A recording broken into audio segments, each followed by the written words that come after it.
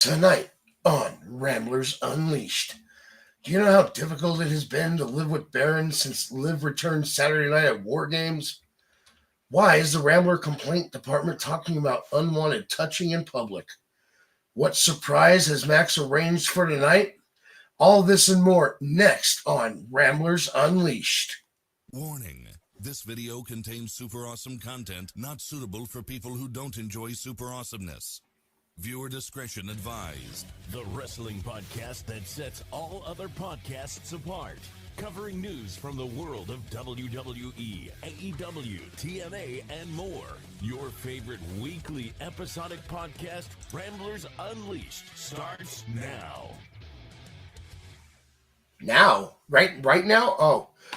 Ladies and gentlemen, welcome to Ramblers Unleashed, your weekly episodic podcast for news from the world of WWE, AEW, TNA, and sometimes more. We hope you all had a good Thanksgiving. We had a nice week off, but we are back, and as Baron puts it, ready to ramble. Let's introduce the Ramblers. Up first, the man who is higher than a jet airliner and whose signature catchphrase is and always will be 420. Round of applause for the Baron. In fact, give him a standing ovation. Oh, I see you didn't miss me this week on that applause. I appreciate everybody out there, the millions and millions of the Baron fans out there. You know, I love you all. And no, it's great to be back. Like you said, we missed last week, man. It always sucks when we miss a week. But obviously, you know, life is always first, and the holidays. And last week was one of the busier weeks for me, work related. So it's good to be back here tonight, though. And what about your Thanksgiving? Was that good? I mean, had great food. Conversations weren't great. I think you know, we can leave it at that. But it was also extremely good later in the evening because, you know, my team, the Dallas Cowboys, ended up beating the Chiefs, which made it to be a great Thanksgiving. Yeah, all the smart people that are surrounding the show, whether on it or over there in the chat, are very happy that the Chiefs got beat on Thanksgiving. All right, up next, the man who destroys kayfabe, the man who does video game streams and sometimes forgets to unmute his mic. He is the Rambler Complaint Department, CM Stylez. Stylez, how was Wooden Dildo making last week? Splintery. I bet. Yes, splintery. But no, I was not making those. I was celebrating Thanksgiving with my family. My son was up here on vacation. It's been a long, fun and dreadful week. Let me tell you, the weekend sucked driving down south and then driving further back up north. But I can say this, it feels good to be back. I'm tired as all hell. I'm still feeling the on-road lag from all the traffic. And, oh, man. And of course, we finally got our snow. And that's it's winter wonderland over here. So Did you hit any of that weather while you were doing the drive down and back? Oh, dude, honestly, it rained, but the snow, on the other hand, apparently it flurried Sunday before I came up here, but it immediately melted away. But about 4:30, 5 o'clock this morning, it started flurrying in town and was nonstop until about the afternoon. And I tell you, that was a whole lot of white stuff. I could have just shoveled it up, put it in a bag, and sent it down to Jacksonville. And they would have snipped it right up. All right, up next, the other member of the Ramblers crew. For without you, we'd be just a bunch of idiots talking to each other on a video call. Give it up for yourselves over there in the chat, guys. Thank you. But before we get this going, let's also give this man over here the greatest introduction of all time. Let me bring to you, ladies and gentlemen, Mr. New York Max himself, Max Magius. Hey, at least your microphone was unmuted when you did that. I'm proud of you. Yay! Now we get to talk some wrestling. All right, guys, we're coming to you following a truly amazing War Games. And yes, that's my opinion, and I don't care what you think. From a trash can spot to a callback to when Cena turned heel last year, to a mystery man who has now been revealed as Mir, interfering in the men's war games. And I, for one, am kind of glad Booker wasn't doing commentary at war games. Could you imagine his reaction to the Devil's Kiss right there on the commentary table? Oh. We are going to discuss war games results and last time is now tournament standings tonight. But first, we're going to break from our normal routine. We're going to start with a story out of TNA. It comes to us from slamwrestling.net. TNA's Joe Doring facing third brain tumor diagnosis. TNA star Joe Doring has been diagnosed with a third brain tumor in his nearly 10-year battle with brain cancer. In a GoFundMe post, Joe Doring's sister-in-law, Mandy Bond, provided an update on the former TNA World Tag Team Champion's health, writing that he has been diagnosed with a third brain tumor after first being diagnosed with brain cancer in February of 2016. Bond wrote that Doring has already undergone radiotherapy and a first round of chemotherapy and will continue treatment for at least 5 more months. Doring has undergone surgery to remove 2 tumors on his brain in the past, with his last surgery in 2022 causing ataxia on his right side, and he mostly uses a wheelchair as a result. The crowdfunding campaign is currently at 4,193 Canadian dollars, and with a target of 4,500 Canadian. And since this story was actually from yesterday, I'm guessing they're much closer to their target than they were. It's heartbreaking to hear this. I didn't watch a whole lot of Joe Doring, but anytime you hear about someone coming down with cancer, it is sad to hear, Styles.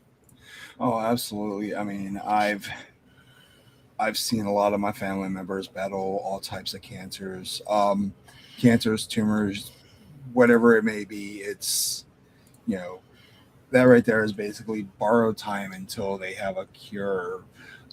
Basically, a hold me down until, or not even a hold me down, more like a hold it off type of thing. It's sad to hear something like this happen to such a wonderful person.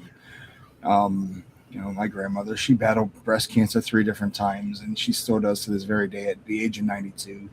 It's not, it's not a forgiven type of disease to go in there and just, it's not helping the body, it's hurting the body. Sooner or later, when it takes over completely, it's game over for that person.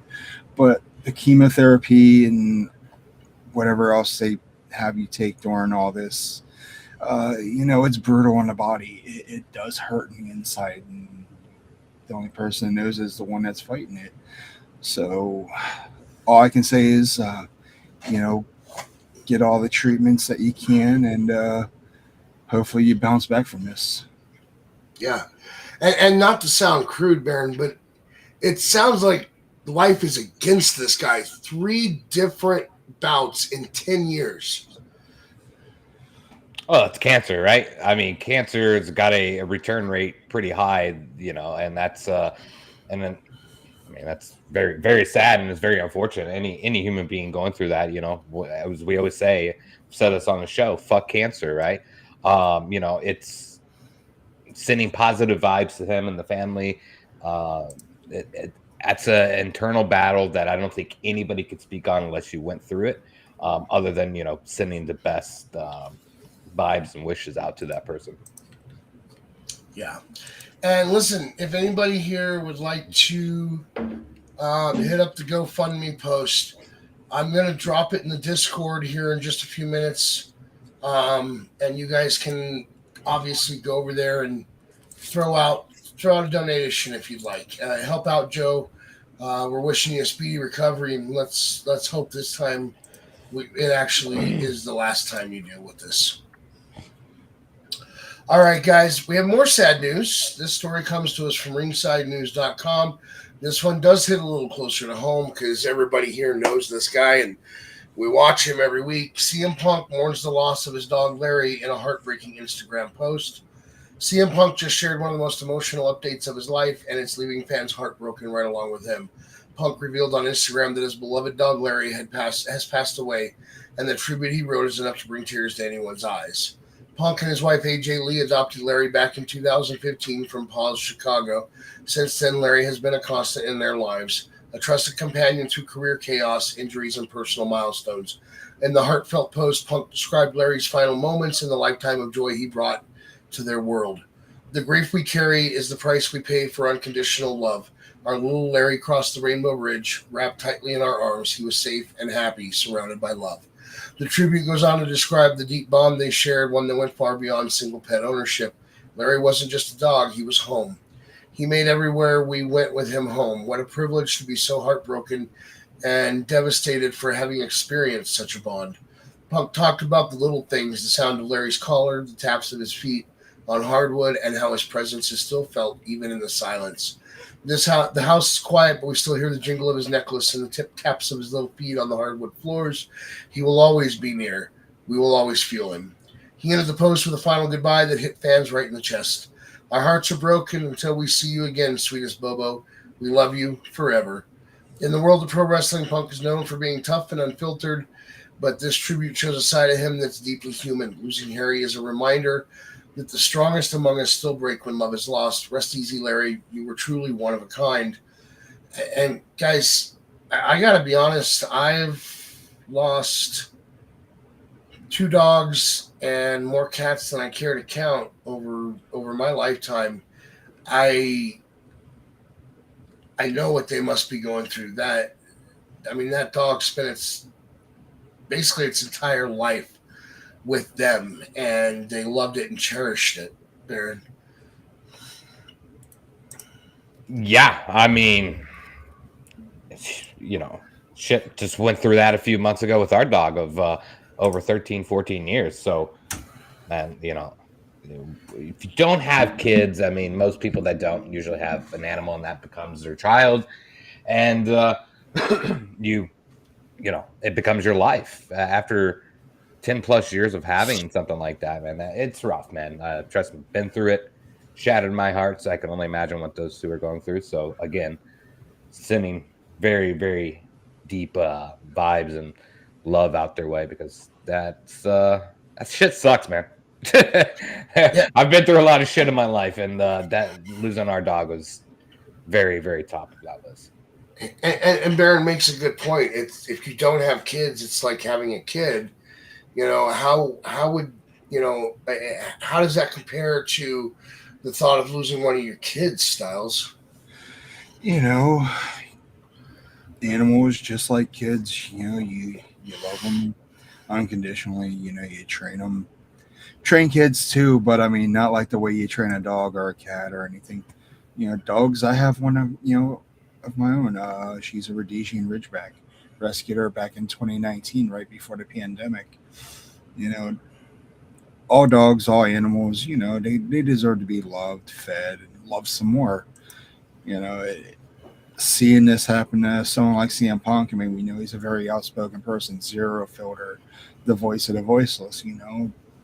We get that he's a character, but behind that, he's also human, just like the rest of us. When you lose something that close in your life, it's going to take a toll.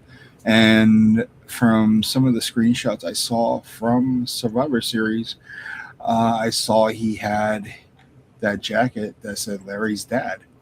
And the fact that it happened over the weekend, or the course of the week or the weekend, and he had to go into that match with more than just, in-ring emotion. He went in there knowing full well that he lost his dog along the way. And it's tough.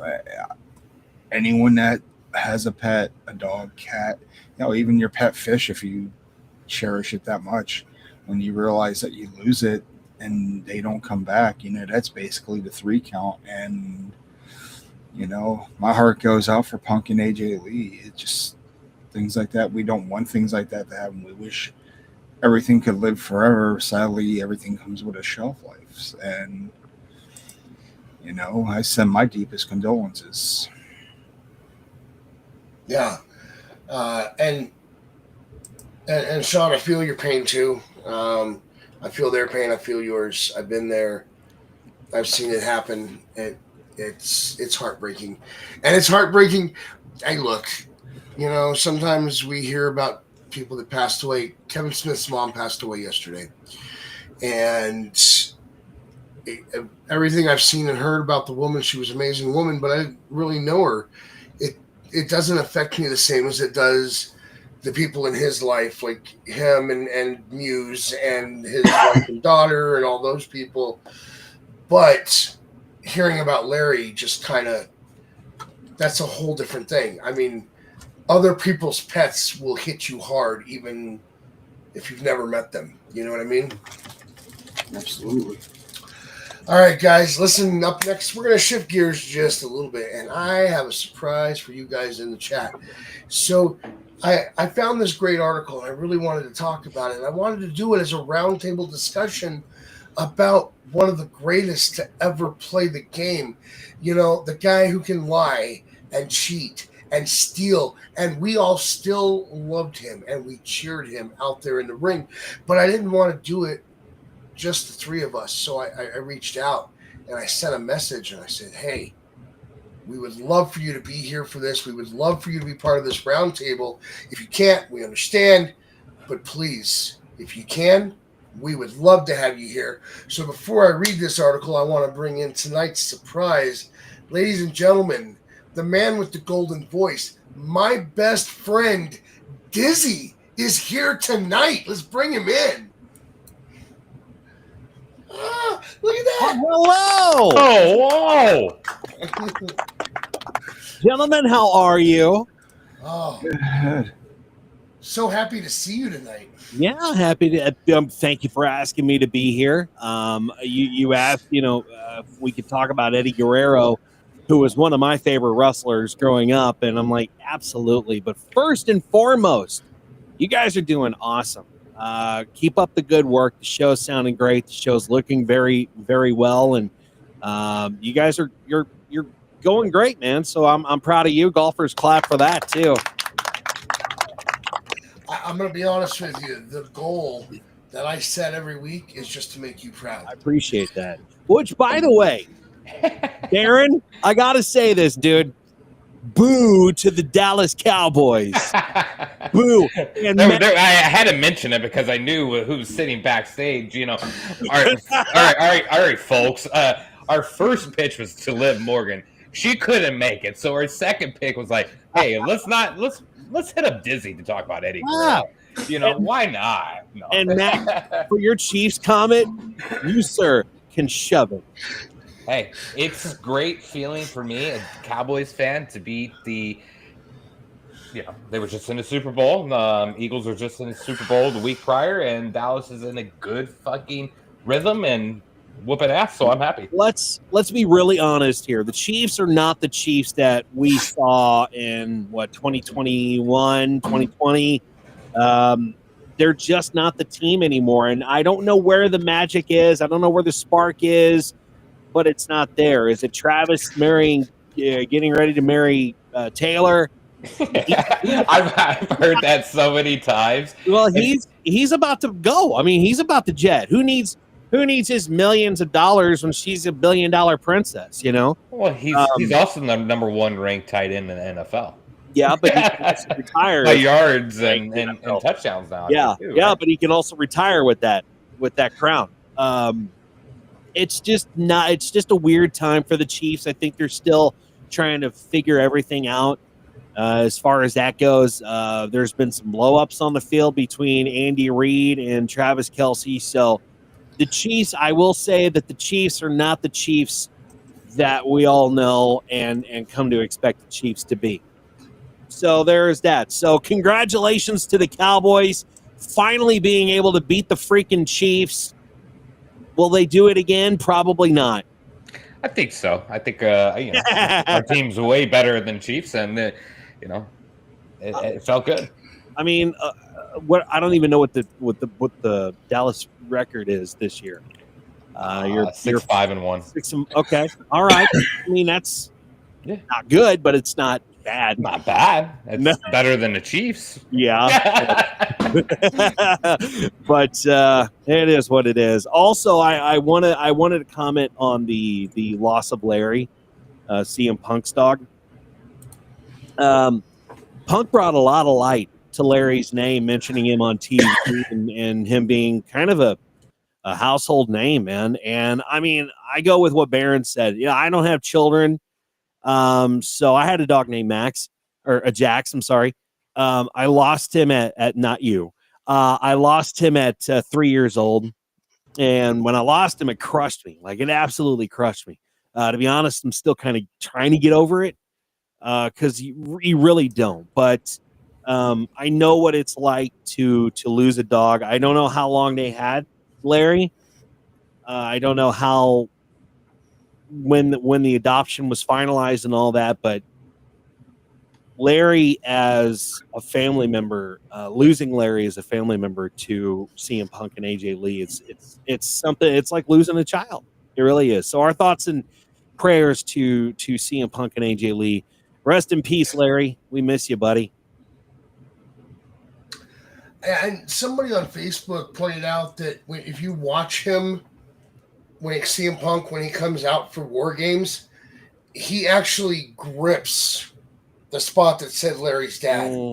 So my guess is Larry's passing took place prior to War Games or prior to his match, one of the two. And since he said Larry was in his arm, I'm guessing it was prior to War Games. And yeah, you could just see the love. Yeah, absolutely. All right. Let me get into this article real quick. If there's a thing in here if there's not a thing in here that I want to talk about, I'm going to bring it up after. It's my favorite Eddie moment. This article is from PW Torch. It's written by, and I am not kidding, by Chris Griffin. When I sit to write an article each week, it's usually influenced by something that has recently happened on a show or as a headline, and look at the past as a nostalgia writer. Today, I was inspired by a headline exactly 20 years ago when we lost one of the greats far too soon. Eddie Guerrero was from the Guerrero wrestling dynasty, one of the most influential families in what was an American meets lucha libre style of wrestling. Technically American, but in a heavy Hispanic area in Texas. His father, Gory, was a legend who had birthed children who became stars themselves, but no star was brighter than Eddie's. On my podcast associated with my day job of operating a nerd store, and the guy gives the link. If you want it, let me know. I'll send it out. We had a recent episode of the What Are You Nerdy About podcast about the Ruthless Aggression era. WWE, and Eddie was at the top of the list for influential wrestlers for my guest. As a young child, he remembered him from WCW, and later as an adult came back to watching wrestling and was thrilled seeing his childhood favorite again, but now as a bigger star in WWE. This was the hook he needed for him to pay attention again. In his shortened career, his legacy can fill books, but here are my top 5 legacies that left wrestling as a better place. Diverse work. Wrestling is more than stories, athleticism, and characters. Professional wrestling is a form of art, as art is something created that brings about an emotional response to it, and a great professional wrestler is nothing short of an artist. Eddie learned how to make you cheer what he did and when to cheer. When he became a heel, he knew the buttons to push for the proper response. Many Hall of Fame wrestlers can play one role well, but have trouble transforming themselves into a different character. Eddie was the lovable hothead uncle. You love the guy, but he makes choices that can be selfish or short-sighted, and it really upsets you, and it fractures the relationship. But he always will eventually come back to apologize. You'll forgive him every time, hoping the change will stick, but he's too damn lovable when his head's on straight that you can't help but want him around. Eddie never held back in what could be looked down on by some wrestlers as well. A memorable program at one point saw the macho wrestler become submissive to Chyna, a female wrestler and love interest for Eddie. He also used his vulnerabilities on his last run and coming back to the WWE after life's demons were a struggle that led to his leave for a period. This built up a true story of redemption for a man and his family that was played out well with his return. This entire article could be about different programs with Ray, Dean Malenko, Kurt Angle, John Cena, and so many more that were remarkable. And the internet has it all available as works of art left by Eddie for generations to come. Hispanic influence. When SmackDown was on small tier networks, there was a strong demographic that was notable. Many Hispanic homes only had the ability to watch what was an OTA television, so SmackDown was the main wrestling show for the U.S. for that demographic. This is why Eddie was picked as the guy when he was put in that position. He was a ratings mover Lucha Libre runs deep in that culture, and WWE has finally started to catch on.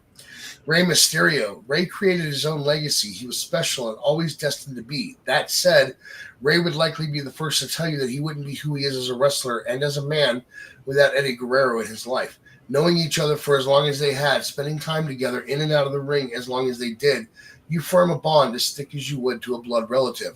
So it's impossible not to be influenced, especially when Eddie was a little older and always had the edge on experience as well. Rey was able to see Eddie make big steps that Rey was able to follow and make his own way in the space Eddie made. Rey was able to be bolder, and he always had Eddie as an advocate, bringing Rey up with him. Now, the legacy of Eddie Guerrero is carried on by many wrestlers he influenced, but none more influenced than his storyline surrogate son, Dominic. Not only was Rey an obvious person for Dominic to learn from, but he also had Uncle Eddie. By emulating the other influence, Dirty Dom isn't pigeonholed into living up to his dad's career, and while he emulates, we all get to have Eddie live on. Cheat to win babyface. MJF popularized the "He's Our Scumbag" chants, which was the butterfly effect of Eddie and MJF. In wrestling, there were years of babyface versus heel, good guy versus bad, white hat versus black hat. There was room for nuisance. The most prominent of his era was Stone Cold Steve Austin, often referred to as a tweener and a poor descriptor of a guy who doesn't always follow the rules. Eddie did this blatantly, where Austin broke rules that were put in as obstacles by a power structure or disregarded what many saw as dumb rules or taking things into his own hands when necessary. Eddie cheated. No remorse, no apology. He wanted to win. It's not that he was a bad guy, it's just what he did to make it. All one had to do was hear it in his theme song that he lied, cheated, and stole. He was just so damn charming, we couldn't help but love the man. Smaller guys as top stars. When Brock Lesnar was leaving WWE after WrestleMania 20 and Eddie's star had been rising, the decision was made to go with Guerrero as the brand's top star. This could have been done many other ways. Having a mailman or transitional champion could have been expected. If you knew Vince McMahon's preferred body type, but did he want his new champion in the ring with a guy the size of Brock? Would the audience buy it? The company ended up having the faith in Eddie, and while not clean, did make Eddie the guy who hit the frog splash on Lesnar and took his WWE championship away from him. After this was a trend where smaller wrestlers were good enough. When the story is told correctly, it's absolutely believable. Eddie was that good. He had Lesnar's number. Now, guys, this article doesn't mention it touches on one of my favorite Eddie moments, but it doesn't mention my favorite Eddie match, and that was his last match. One of the greatest things I have ever seen a wrestler do in the ring was when Eddie got the referee distracted with the turnbuckle, took that steel chair, smacked it to the ground, threw it to his opponent, and then laid down like he'd been hit with the chair, and then he sat up and told the audience, shh, and then put his head back down. That was pure Eddie brilliance. That is brother versus brother WrestleMania 10 all-time favorite match. My favorite wrestling moment, though, is I will always remember that look on Eddie's face. Shh, and putting his head back down. Dizzy? You just can't duplicate that. I mean, when somebody has that much charisma and can connect with an audience like that, that's hard to do. That's hard to find in anyone else, honestly. I watched Eddie Guerrero, obviously, first in the WCW. He was the one that created the LWO. He was one of them that created that faction when the NWO was huge and everybody was trying to spawn off to that. Now, was I over on the LWO? Not really, but it was Eddie Guerrero. I liked Eddie. I think I became a bigger Eddie fan when he jumped ship to WWE. Now, his matches with Dean Malenko, phenomenal. I mean, the dude was a hell of a worker, but when he jumped ship to the WWE, I really started paying attention to Eddie, and I became a bigger and bigger fan of him, honestly. His love interest with China was weird. Vicky, I mean, his wife, Vicky, it was just cool to see those two work. But if I had to really pinpoint my favorite match, it would be between Halloween Havoc 97 mask versus title match against Rey Mysterio, or No Way Out 2004 when he won the championship over Brock Lesnar. I would say No Way Out is probably my top favorite because that was a huge moment for Eddie. That was a huge moment for the fans, for us. I think we all cried when Eddie won the belt because he felt like he achieved something, and that's one thing that people don't realize about Eddie Guerrero is he really, really cared. A lot of wrestlers just don't. I mean, they do, but they don't care the way that Eddie did. And that's hard. Eddie was a one-of-a-kind guy. I mean, he practically died in the ring. The only person that I could ever think of that would probably die in the ring if he was allowed is Ric Flair.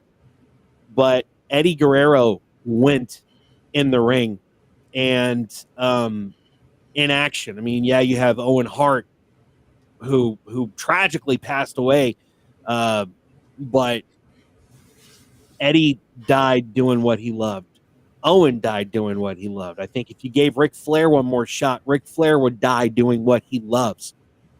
And that's the thing that I admire the most about Eddie is his love of this business. You know, the love of professional wrestling.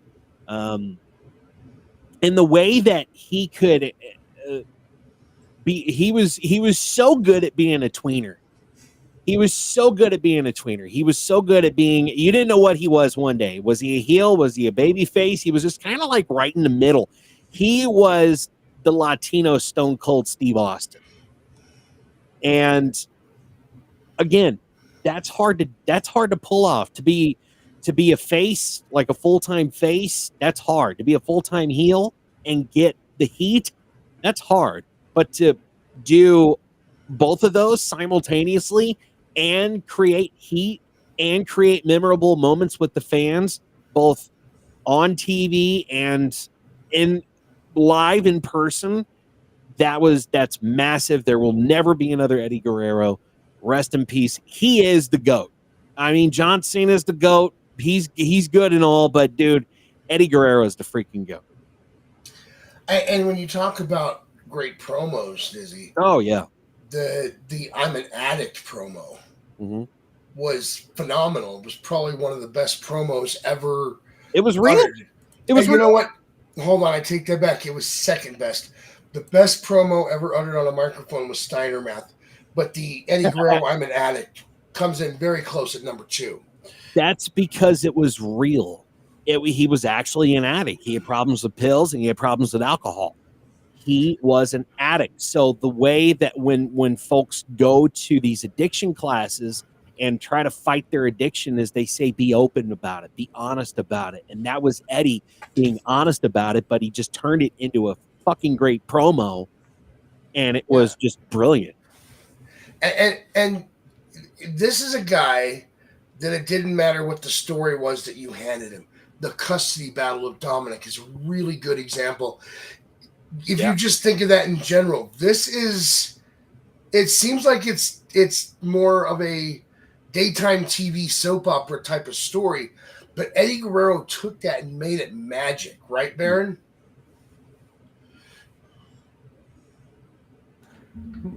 Yeah, you know, as a Baron, I'm like, oh shit, where's my mic? Yeah, but that's what happens when you have aura. That's what happens when you have charisma. Like, that's what Eddie Guerrero was, right? Promo, I mean, everything about him was great. And I kind of with Dizzy here, I didn't get into him crazy in WCW. Knew of him. Had phenomenal matches. I loved his matches, but he didn't get that. I don't feel like he got that character until he was matched up with China. Yeah, the Latino heat brought out the charisma, the swagger, and the promo skills. And you know what's crazy is you're seeing that right now with very similar to Dominic, right? I don't think he has that charisma or that aura without Liv Morgan being next to him, right? I think we all can agree with that. And I think that's what they're kind of doing with him. And it's a smart move because, I mean, it's working. Dom is probably the most over guy in wrestling right now. I mean, he is ranked number 1, right? Didn't they just come out with the rankings? 2025, Dom is number 1 PWI. Maybe look that up before I spew that out, but I did see something about that. But yeah, Eddie, phenomenal talent. Had some of the best matches with some of the wrestlers that you shouldn't have best matches with, like Brock Lesnar, for example. Just kind of thinking of matches with him, the backstage brawl with John Cena was a great match. And then I think it was WrestleMania 20? I could be wrong on that, with Kurt Angle. One of the best matches on a WrestleMania card, if you ever ask me. He's just absolutely phenomenal. Sadly, it does not look like he is even in the top 10. He should be. Here's PWI. Go ahead, Max. I'm sorry. The PWI 500 top 10. Number 10 is Will Ospreay. Number 9 is Mystico. Number 8 is Seth Rollins. Number 7 is Swerve Strickland. Number 6 is Jey Uso. Number 5 is Hiroki Goto. Number 4 is Hangman Adam Page. Number 3 is Gunther. Number 2 is Moxley. And number 1 is the American Nightmare. Number 2 is fucking John. Get out of here. Oh, my God. This is PWI. Oh, no, this was Dominic Mysterio tops the list of ESPN's 30 best pro wrestlers under 30. So good for him. He's making a list. He's ranked number 1 on ESPN's list, 30 best pro wrestlers under 30. So good for him. He's got a bright future. He's doing phenomenal work. I'm happy with everything that I see from him. It really fucking, every time he's out there, it reminds me of Eddie Guerrero. Maybe not the in-ring work, we could say, but that aura and that big feel is just there with him, just like you had with Eddie Guerrero, right? So I love to see it. Another match that I just thought of. Do you guys remember 2005 in the Royal Rumble when Eddie Guerrero stole Ric Flair's number? Sorry, Yes. I do not. I don't remember that. Because he playfully stole Ric Flair's number to get a higher entry spot. That's fucking great. That's Eddie Guerrero. I would love that for him. That was his moniker. I mean, that was lying and cheating and stealing, and that was just him, man. I missed a lot from 2000 to 2005, and now I need to go back, and I wish I could go to WWE Network because that's where it would be. Well, I know, man. And Sean, Dom did the same thing with Cena at War Games Saturday night. Yeah. I think everywhere you turn, they're giving, they're paying homage to Eddie. I think these younger talent are definitely watching old Eddie Guerrero material and just trying to figure out how to get the crowd behind them, get that heat, because that's what it's all about. That's what wrestling is all about. It's all about heat, and it's all about getting that momentum. And that's one thing that Dom struggled with, is that he wasn't getting the heat. He was going out and getting booed as a face. That's exactly what happened with Roman Reigns too. But I think that the talent is studying the tapes of Eddie Guerrero, and if not, the bigger heads backstage, like Triple H and all the other just classic people that are bringing these superstars up, are telling them, like, look, you need to go watch some Eddie Guerrero material, kid, because you need to learn, you need to study, do your homework. You know what's even going to be worse, right? Is I'm going to say this is, these younger talents. It's going to make us feel really old here. That's their generation. That's when they started watching wrestling. Mm-hmm. You know what I'm saying? In a sense, right? So, like, we are more early to late 90s. I don't know when you started. I started early 90s for wrestling. Some of us maybe started in the 80s. I won't mention Max's name. I mean, I'm sorry. So, like, this would be their generation in a sense, their teenage years of the early 2000s of the Eddie Guerrero, Kurt Angles, and the ruthless aggression. And I think that's who they have looked up to, because, you know, during that period of time, there wasn't too many people on that roster that was as big as Eddie Guerrero. So yeah, it's great to see a lot of these, you know, wrestlers now paying homage to him. And, you know, it's fun to watch. Can't say it enough. Dom currently kind of taking that role up here currently. And Stylez, it doesn't matter how deeply embedded in your genes something is. Eventually, if you have demons, they're going to catch up with you. For someone who battles demon or used to battle demons, I was right on the same line with Eddie Guerrero for a very long time. The addiction was the biggest thing for me. It was always painkillers and alcohol. And like you guys said earlier, you know, one of the things that he did when he went through the rehabilitation, you have to be open about it. And that was one thing I struggled to be, was open. For him to admit, you know, during his promo before No Way Out against Brock Lesnar, he talked about his demons and, you know, his addiction, and then his addiction becoming professional wrestling, doing what he's doing, getting back into it. You know, the emotion with that. Demons are something we have to take as serious as possible. Those demons can bring out the best in you, or they can bring out the very worst. And sadly, we saw what the demons did after a while. It took the toll on him, and you know, his demons basically took him away in the night of his sleep. But you know what? This guy, I've been following him since ECW. For those who never watch ECW, he put on the same matches he gave us in WCW, he put on in ECW. Dean Malenko, Rey Mysterio, Chris Jericho. I mean, the list goes on. You know, they all put on a clinic there before we saw them in WCW and jump ship over to the WWE. And those four names right there, they revolutionized the wrestling industry without being known until WCW came in.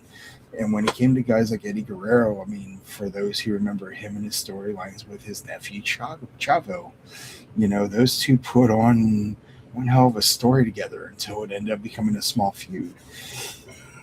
And if there's anybody that I'm going to remember in his short series of matches, him versus Six for the United States title. Oh, I mean, it was... Of course, we got that during Sold Out as well. If anyone remembers Sold Out from 96, it was, or was it 97? It was one of those years. The very first Sold Out, the most low budget WCW NWO pay-per-view of all time. We had Eddie Guerrero, and of course, who remembers his introduction in Sold Out? Who remembers what they called him coming down to the ring? The Mexican jumping being Eddie Guerrero. Oh yeah. Gosh, I forgot. Back when stereotypes and racism had no limits and no one got offended because everyone was having a good time. Even Eddie was in on it, and he had himself a hell of a time with the whole thing. They did that right there, but behind all the stupid gimmicks and stereotypes, the guy was a hard worker. He was a family man. His surrogate son, Dirty Dom, he's the new Latino. Thanks to the inspiration from that, we're getting to see Eddie Guerrero come back to life. It feels good that we have homages paid to Eddie, because let me tell you, he was one of my favorites in the 90s and 2000s. And you mentioned the chair shot, and of course, if everyone remembers, that was the one and only Mr. Kennedy. Mm-hmm. You know, he talked about that. I just saw an interview recently, and he talked about that and how emotional that match was and what it meant to him. What else? God, I could talk about Eddie content all freaking day, because he's by far in my top 5. If you want to put him in a Mount Rushmore, I think he'd be the first head I put up there, because let me tell you, no one can match up to the aura and the charisma of Eddie. There was nothing that could stop him.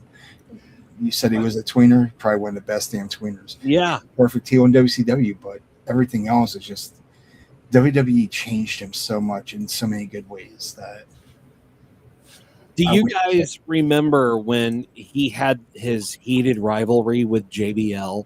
And I think that was God, yes. I think that was the JBL that was that was going out to the ring and wanting to deport everyone. Yes. What better than to put Eddie fucking Guerrero head to head with JBL while he's out there saying deport these people? That was magic. When I tell you that wrestling to us is like what Mickey Mouse is to a Disney fan, where Disney World is to a Disney fan. When we watch wrestling, we want to see these rivalries that are going to go down in time, and that is one of them. Another one that we have to mention are his matches with Chris Benoit. They were some of the most heated and memorable, high-profile matches in both WCW and in WWE too. And that's the beautiful thing, is that they carried over from one company to another. And then you had he had an on-screen rival with Chavo. There was rivalry with Dean Malenko, Kurt Angle, Rey Mysterio. I mean, the list just goes on and on and on. This guy was just so good at what he did. You can't, like I said, there will never ever be another Eddie Guerrero. Dom comes close, but you're right. There will never be another Eddie. I do want to point out two things. Chavo Guerrero and Mr. Kennedy, I got to give those two a lot of credit, because the following week, after the infamous match between Eddie and Kennedy, Chavo and Mr. Kennedy went out there and reenacted that match to honor Eddie after he had passed. And you mentioned Chris Benoit. WrestleMania 20 was not just Eddie, one of the members of the Radicals, beating a champion to win a title. But that night we also saw Chris Benoit defeat Triple H and Shawn Michaels to win a title, and in WWE as well. So at that point, the Radicals had finally come to what they had arrived here to do in the first place. And that was a great night. It was good to see them both in the ring together after the main event, hugging and celebrating. It was an amazing night. It really was. And I want to read something that I've been hearing about all week. And it's definitely related to the Dom story, and it's all about Eddie. And it was written by Rey Mysterio a couple weeks ago on the anniversary. Dear Eddie, it's Friday night. I'm riding shotgun with my Uncle Ray Sr., and we're pulling up to the Auditorio de Tijuana. Everyone else reading this letter, when I say pull up, they'll probably think I mean around back, like they must have had a special entrance for the famous luchador and his nephew. But nah, man, this was fight night in a border town. This was 1987. We entered through the front door like everyone else. I remember those times as if they were yesterday, me and Senior driving to the show. It was like a million little block parties, and of course, you could smell it before you could see it. Hot dogs, tacos, popcorn, chicharron, maybe some other spells we won't mention. Then you'd see the adults and the other kids getting their hustle on. Bootleg t-shirts, bootleg action figures, nothing like we have now. Just some stiff plastic with nail polished on mask if you were lucky. And if you were really lucky, an 8x8 wooden square as a ring, 4 nails as posts, and some rubber bands for the ropes. And then last, you would see the younger kids holding their autographed papers and pencils, bunched at the doors, waiting to find out which of their favorite luchadores will show up that night. We would get there about an hour before, and my uncle, he had it timed exact. As soon as we were 2 blocks from the auditorium, he'd roll to that next lot and slow the car down to a stop. Then kind of look around for a moment to make sure no one was watching. And this one motion, so smooth, whoosh, he'd pull on his mask. And I'd just be sitting there in the passenger seat, 12 years old, like I'm Robin in the Batmobile, and thinking, man, this is it. Wrestling is everything.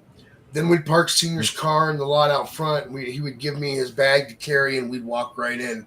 Okay, now I'm picturing you up there in heaven, Wito, and you're reading this like, Ray, brother, cool story. Tell me something I don't already know. So I'll get to the point.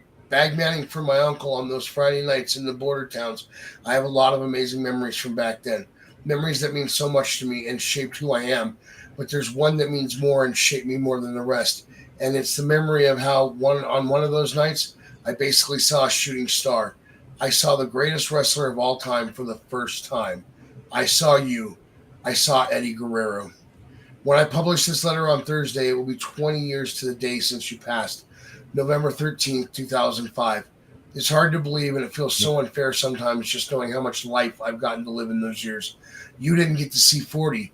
That's still painful to think about. Me, on the other hand, I turned 50 last December.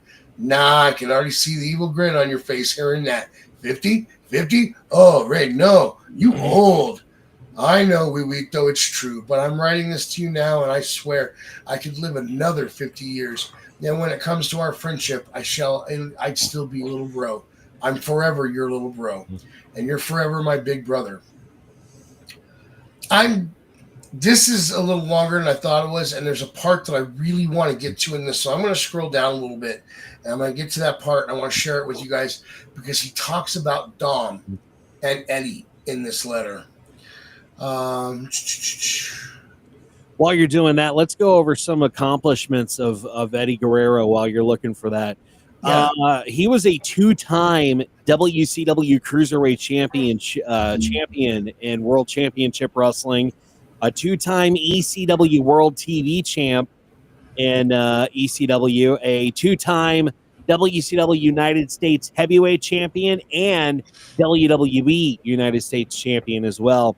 And in the WWE, he won 2 European Championships, 4 Tag Team Championships, 1 with Chavo, Tajiri, and Rey Mysterio, and 2 with Chavo, rather. He was also a 2-time Intercontinental Champion and 1-time WWE Championship. He's in the Hall of Fame for WWE. He's in the Hall of Fame for AAA. He's in the Hardcore Hall of Fame. He's also a Grand Slam champ. He 2 times Grand Slam champ, and he's a WWE Triple Crown champion as well. Damn. Yep. Pretty nice accolades. Yep, absolutely. Mm-hmm. All right. And then last but not least, and I'll admit I'm being selfish here, I wish you were around to see Dom, your very own son. No, I'm just kidding. But I know that line will pop some people. The thing of it is, it's unreal. All the different ways that the story we told at SummerSlam in 2005, it stayed meaningful. I laugh anytime I think back to us first bringing the idea to little Dominic. So what do you think about being part of this feud between me and Tio Eddie, where it's about who gets custody over you? He was 8 at the time, so he obviously had 2 important questions. 1, am I getting paid? And 2, can I miss school? Once we answered yes to both, he was in. Toward the end of the SummerSlam match, there's this moment that became infamous. You're thinking Vicky is about to come out for the finish, but a signal got crossed with her cue. So you start screaming at Charles Robinson, "Where the F is Vicky? God damn it!" But what I always remember about that match is not the infamous part. It's what happened after. You came backstage, and at first you were going off like a firecracker. F this, F that, S, shit, piss. You were pretty much shouting every swear word imaginable and unimaginable as you stormed through the tunnel. But then, out of the corner of your eye, you saw Dominic standing there.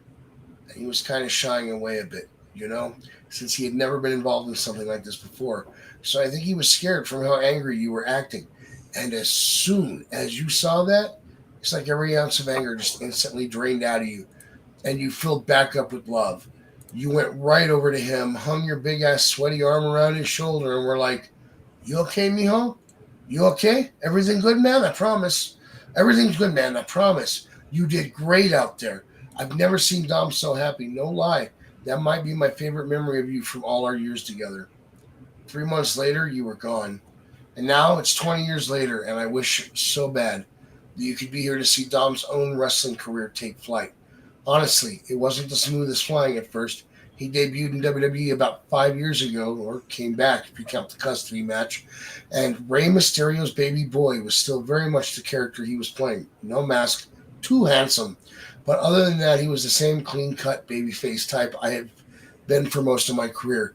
And he held his own. Like, his first match ever was at SummerSlam in 2020 against Seth Rollins, one of the best guys on the roster. And I think Dom surprised people that night and started to earn respect from there. But at the same time, he wasn't quite hitting that next level. You know what I'm saying?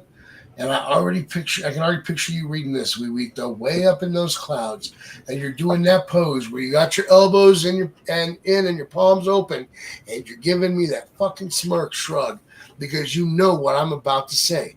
Dominic wasn't fully clicking as Rey Mysterio's baby boy, so he did what I'm 100% sure you would have told him to do. He turned heel and basically became Eddie Guerrero's demon boy, and that changed everything. When I say you would approve of who Dom has become, Eddie, it's an understatement. You would love it. And it does go on to tell more, but guys, I want to discuss that part of it. To me was the crux of this letter, the most important thing. Rey is telling Eddie that Dom didn't flourish when he was out there as Rey Mysterio's son. But when he went out as Dirty Dom, as Eddie Guerrero's son, now it's clicking. What does that say about the man's legacy, Stylez? I mean, when it comes to the legacy, let me tell you, bringing back the whole custody on a pole match, that cemented the legacy. That down the road, that's long-term storytelling. We'll keep it right there. That is the longest term storyline we'll ever get. The fact that when, what was it, a couple weeks ago in the ring, and Rey dropped Eddie's name, and what was the thing that what came out of Dom's mouth? Don't you ever talk about my father like that? Yeah. That's all you need to know, because let me tell you, I never thought we'd get this version of Dom to where we're on the cuffs of Eddie Guerrero Part 2. You know he's looking down, smiling on this right now. Everything he's seeing right now, he can't wait to see how much further he'll excel as the new Latino Heat. And with Liv Morgan being in his corner, everyone's seeing this as we're going to see Eddie in China Part 2, except I think this time around, I think it's going to be Dom that gets abused instead of China with the manipulation, because he's easily whipped compared to Eddie, who was whipped, but he knew how to control emotions. So I'm curious to see how that's going to go right there. But let me tell you, Eddie, if you were here with us today, you would be proud of what Dom is doing. I wish he was still with us, and he'd be a great manager, but he wouldn't even have to work on the mic anymore, because let me tell you, Dom does a pretty good job at it. So I honestly think that if Eddie were still here, he would be Dom's manager. He really would. Yeah. He wouldn't have to be a mouthpiece. Yeah. He'd just be there. Right. I think he would coach Dom. I think that's what Dom needs, though. He needs to be coached a little bit on promo skills and mic work. But if Eddie were still here, he would definitely take Dom under his wing. And for Rey Mysterio to say that about what Eddie Guerrero did for Dominic Mysterio, even though Eddie wasn't here to see it,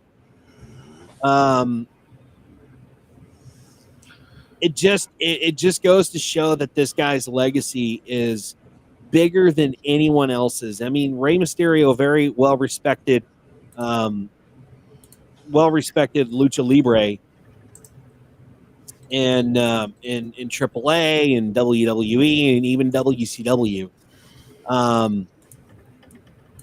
But for Rey Mysterio to tip the hat and say, "Look, Eddie, you were much higher than I was on the totem pole," that is a lot. And it just seems to me that maybe Eddie was a bit of a locker room leader, or one of the guys that the dudes in the locker room turned to and said, "Hey, give me some advice."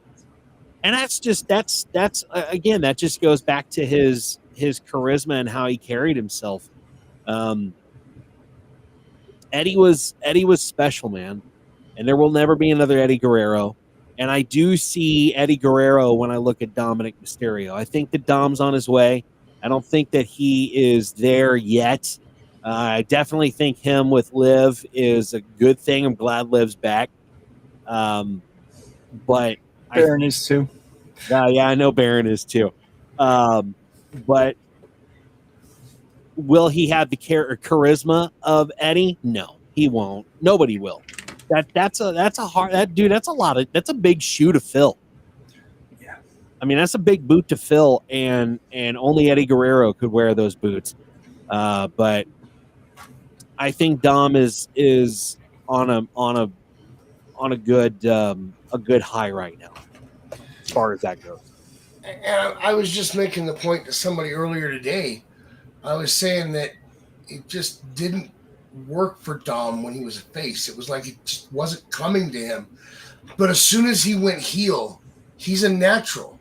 And I think part of that is that he is channeling his T.O. Eddie. Baron? I like to do that. I like to catch him off. Yeah, I mean, we talk about it every week, right? Like, I mean, if we're watching wrestling, Dom is by far one of the most notable people on the roster, and it's not even in question at this point in juncture based off of crowd reaction.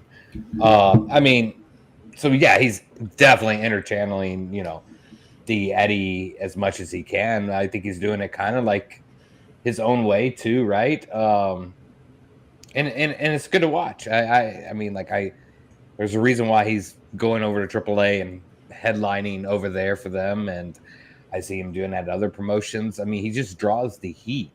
The Rock got booed when he first came out for months upon months, right? I mean, look where he's at now in his career, in life.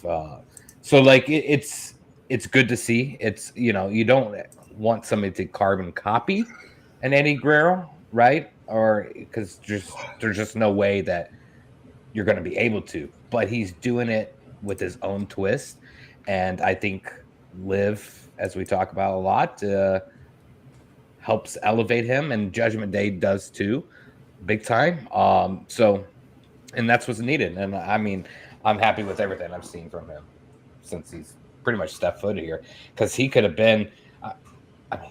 The day he stepped foot in the ring was the same way The Rock stepped foot in the ring. That crowd booed his ass out of the building. Rey Mysterio's son. Oh my God! Here we go with this. This guy Nepo here, baby. Nepo baby, fucking got no charisma, nothing. And then he went to prison, and it all changed. For like 3 minutes. He was in there, baby. He was locked up with him. He was locked up. He spent hard time over there. Grew his hair out, gained a couple extra tattoos, got a baddie by his side, and he's going to be one we talk about for the next 15 years. He's that guy. And it's going to be a sad day when we start talking to people over the next 15 years that don't see the correlation between Dom and Eddie anymore because they're too young to remember it. Well, they need to go back and they need to study up on Eddie Guerrero. I agree. They need to go and just see what kind of man he was, and honestly, the WCW Vault is up on YouTube. It's here on YouTube. Go look it up. There's stuff that you can watch that's on demand, and study on Eddie Guerrero. Watch some matches. Hell, I may even go back and watch some matches on the Vault too, because they're classic. They're absolutely classic. One of the most influential people in professional wrestling to this day, and we have him to thank for helping this industry getting to where it is now. We wouldn't be here without Eddie. Yeah. 20 years later, and we could sit here and talk about this man all night. Yeah. Because of what he did. Yep.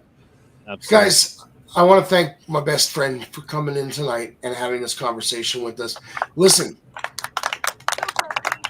Oh, yes, definitely. Round of applause. And listen, anytime you want to do a roundtable with us, you let us know. When you're ready to come back, we are ready for you to be back. But until then, if you want to do a roundtable, you let me know, and we'll do another roundtable with you. Sounds good. I got some big things in the works, and I got some big announcements that I'll make, but that'll be another time. I'm still kind of taking a break on things, but I certainly do appreciate it, Max. But this was a lot of fun, man. Thank you so much for the invite and letting me come on here and talk a little Eddie Guerrero with you guys. Appreciate it, man. It was a lot of fun. Thank you. Listen, there is no way I was going to be happy about talking about Eddie without you being part of the conversation. Well, I appreciate it, brother. Stylez, you hear all this fucking jibber jabber Max is talking about now? Dizzy's on the show. Where has this been the last couple of weeks? Best friend. Hold on, I can't. Couldn't Listen. imagine doing this segment without you, Dizzy. Man, Listen. you have not watched the shows recently, Dizzy. This guy has been off the fucking rails lately. Listen, if you want to be like that, I got 2 words. Culver's, bitch. Oh, wow. You're so salty about Culver's? My God, I'll buy you some. Listen, I'm sorry. I'm a little hungry right now, and I don't have a Snickers. And I'm not allowed to eat it on air. Overrated. Don't get me started on that. Big bowl of Frosty Flakes sounds good to me. Well, I have to say it's always great, Dizzy, to see you. You need to come back next week and the following week and the following week so I can see your pretty face because, yeah, we all miss you. Well, I appreciate it, buddy. It's good to see you too, Baron. Stylez, I can't forget you, buddy. Dude, you're doing a fantastic job, brother.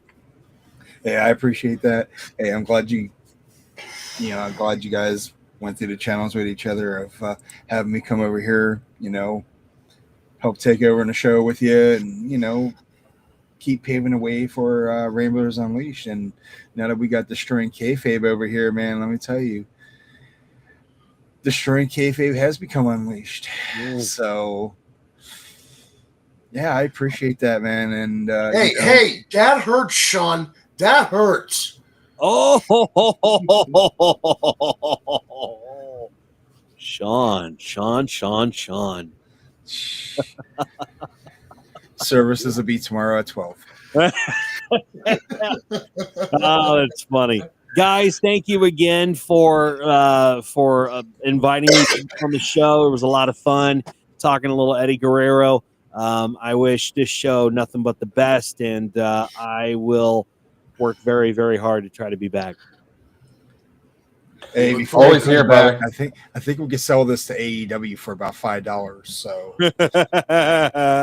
not if they've listened to any of our past shows. They might pay us to stop recording and never air another episode. That's $5. I will take the $5, roll that son of a bitch up, and snort a line with fucking Tony Khan. I was gonna say that $5 could buy just a little bit of Coke for Tony Khan. Remember $5. Hey, $5 might be a concrete mixer from Culver's. Dude, don't knock those concrete mixers. Those things. Dude, I could eat that shit all day if I could. They got the best. Hey, I'm going to do it next year when I go back down to Florida. So heck yeah. All right, fellas, I'm out of here. Thank you again. One more golfers clap for you guys, and thank you so much for sticking around. We thank you. I love you guys, and we'll talk soon. Peace out, brother. Peace out, dude. All right, guys. Let's talk some more games. All right. First off, let's talk about the results. We opened the show with the women's War Games match, and it was Rhea Ripley, Io Sky, Alexa Bliss, Charlotte Flair, and AJ Lee taking on Nia Jax, Lash Legend, Kabuki Warriors, and Becky Lynch.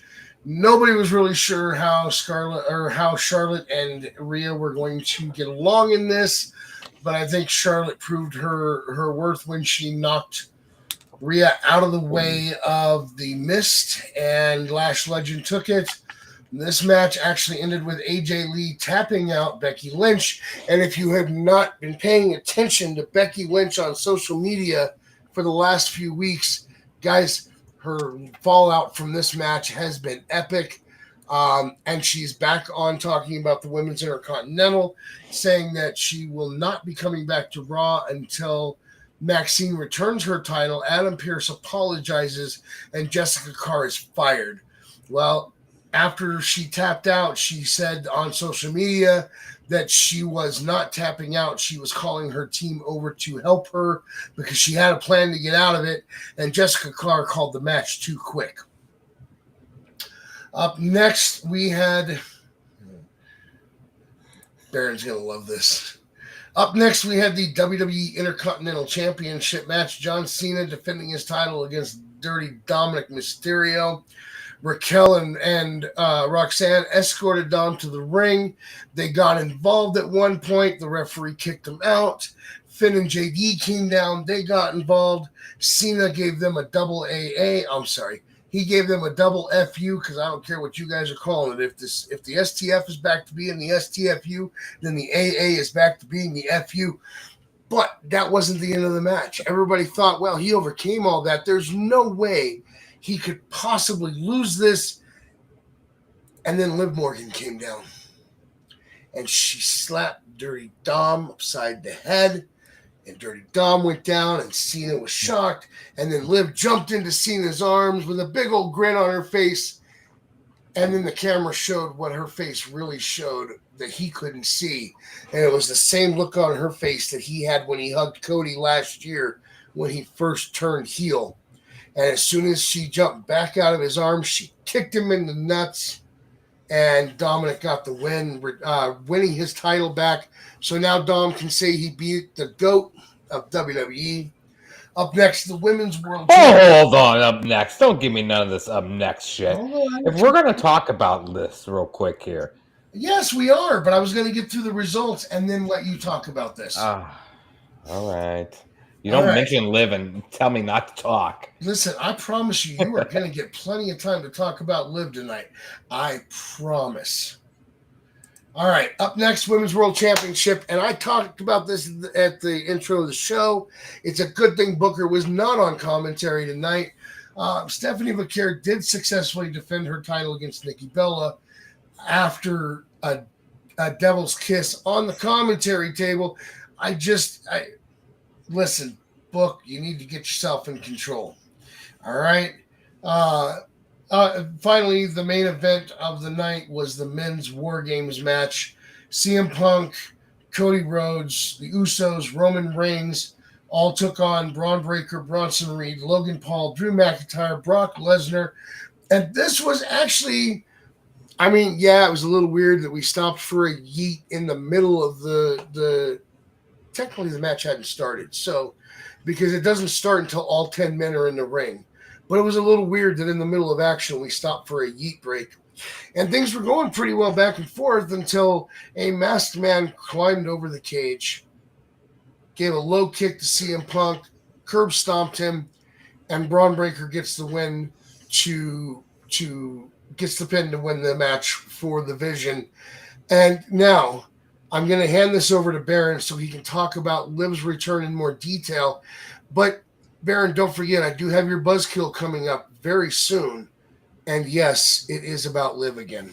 Oh, I could wait to that. I mean, we could give our opinions on the show, ratings, or whatever the case may be. Overall, it was an okay show. I wasn't mind blown. I'm getting really frustrated with the WWE PLEs. 4 matches. I don't know, man. Wasn't impressed by the 4 matches. I'm gonna be honest with you. There could have been so much more. I think we're leaving a lot of things off the table on these major PLEs. Survivor Series is a top 5, if not top 4 PLEs in WWE, right? We didn't get much out of this. I don't think War Games is needed at Survivor Series. I want the old classical tag style match. I think elimination match. I don't think War Games is all that exciting. I had too much happening, too much buffer time in the match, if that makes sense, right? Guy comes in, beats the hell out of 5 guys. Stallmate. Here comes another guy, beat the fuck out of the next 5 guys. Stallmate. couple punches here, couple little spots here. I don't think the War Games match is that exciting in this format. So I'm not impressed with them. That's just my personal opinion. But that's what I do. I kill the buzz of everyone because I'm always buzz and I can only be the one buzz. But yeah, man, I don't know. I feel like this show is really lacking a lot of shit. And I feel like it's been like that on a lot of these recent PLEs here recently. And I don't think it's the wrestler's fault. We're getting into some really questionable booking from management currently. I don't know. There's just so many titles, so many things that could be happening on these PLEs that's not. Too many 6-man tags, too many tag teams matches without the tag team titles. We got to get it on Monday Night Raw or SmackDown. It's just starting to get a little lackluster. Not impressed. I mean, if you think the booking's questionable now, wait till Saudi Arabia is controlling the booking next year. I'm sorry, 2027. Well, Stylez, I mean, if we make it that long. Stylez, I want you to know one thing. We don't very often see a 3-way tie for 4 out of 4 after a 4-match PLE around here on Ramblers Unleashed. And Survivor Series War Games, Baron was 4-0. Dizzy was 4-0. I was 4-0. Only one person on the Ramblers Unleashed crew had a bad night. And that was you, Stylez. You went 0-4 on the night. I wasn't home all weekend. Oh, Stylez, how dare thou? Hey, I had business to attend to, so I don't wind up with warrants for my arrest for kidnapping. So I didn't even realize you guys had I should have known better because you guys always do it every PLE, but all last week I was celebrating Thanksgiving and taking time off to be with my son, and wrestling wasn't even a focus. Not gonna lie, I totally forgot that the PLE was this past weekend. As soon as I saw you guys post, I was like, I was already on the road, and I'm like, oh shit.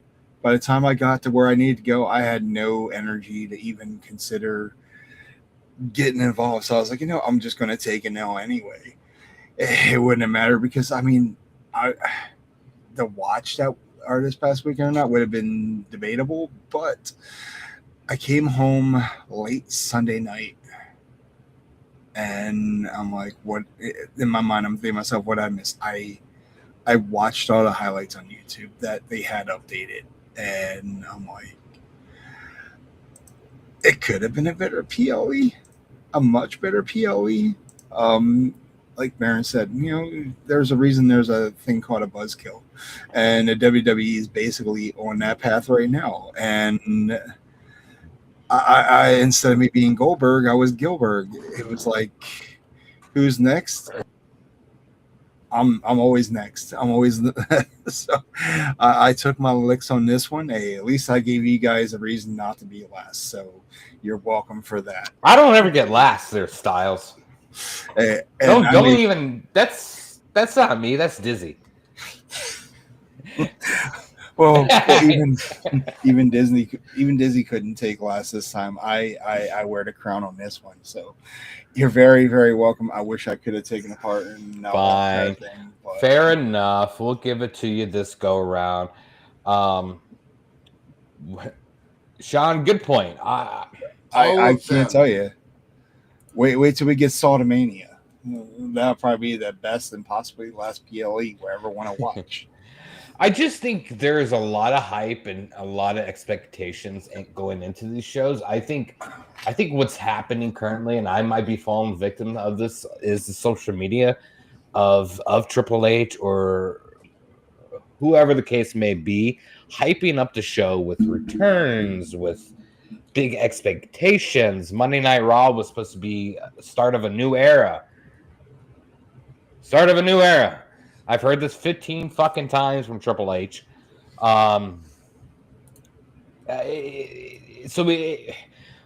we're being led into these shows with high expectations of big things happening, and I don't think the matches are terrible.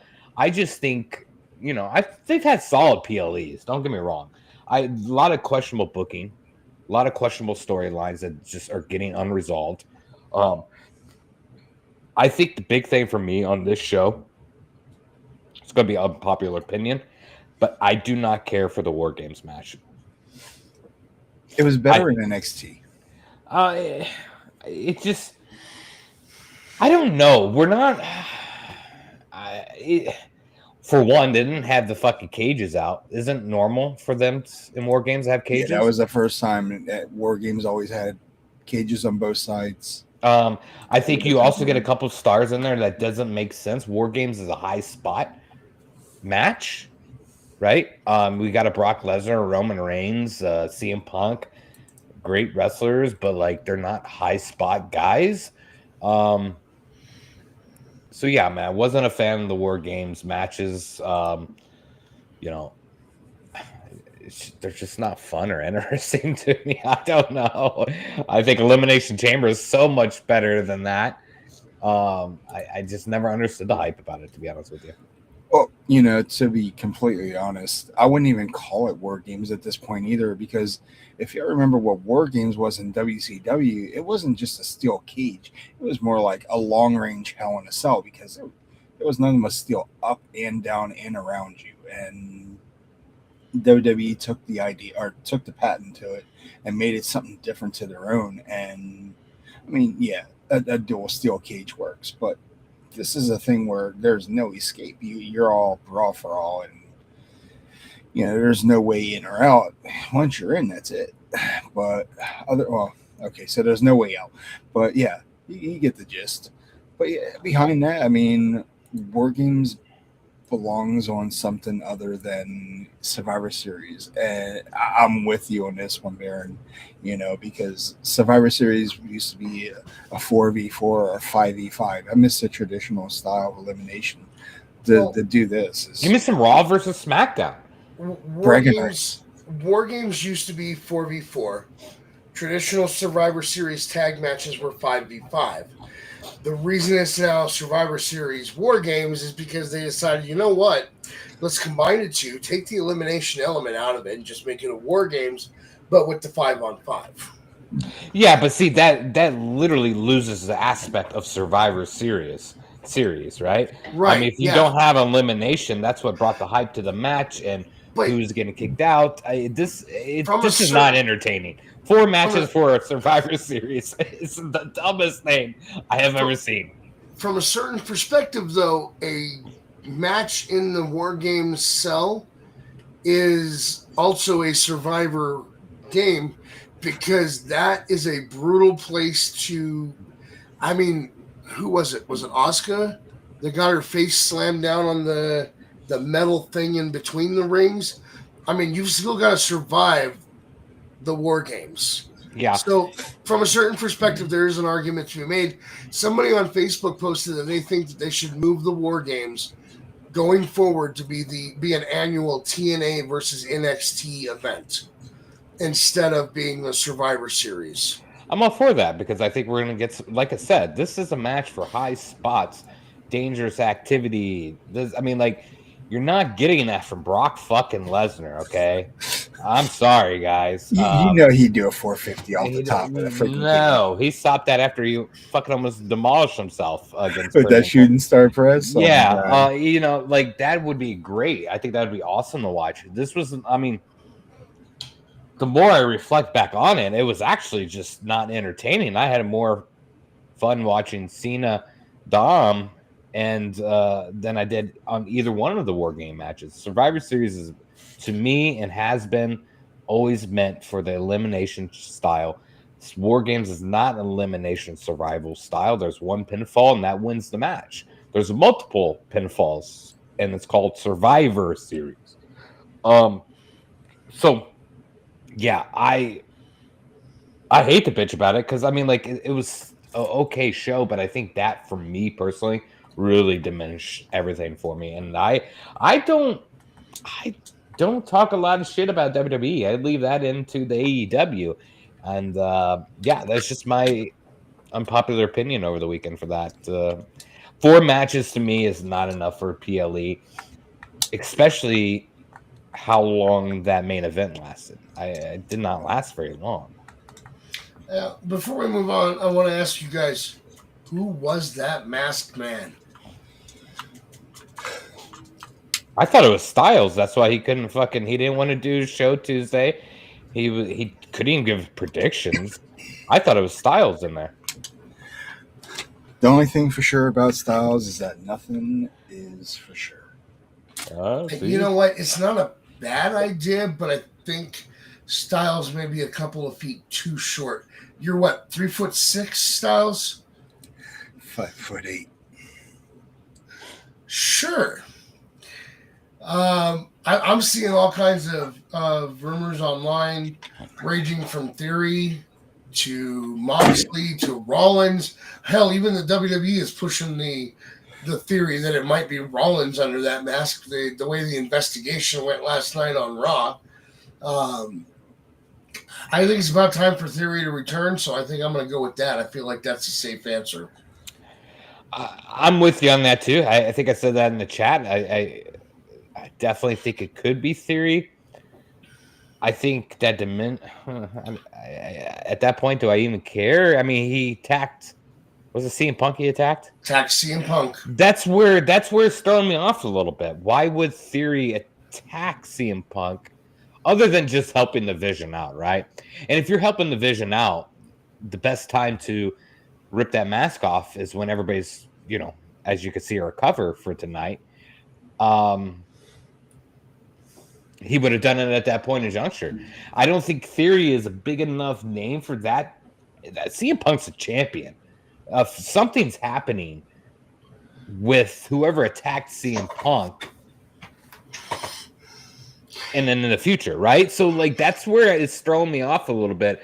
I think it is Theory, but I also feel like there has to be somebody a little bit bigger with this. So let's say that Pierce, the theory that Pierce is putting forth is true, that this whole thing with Seth is another game, and they're messing with the fans in the WWE, even though it means he's dropped the title and Punk has it now.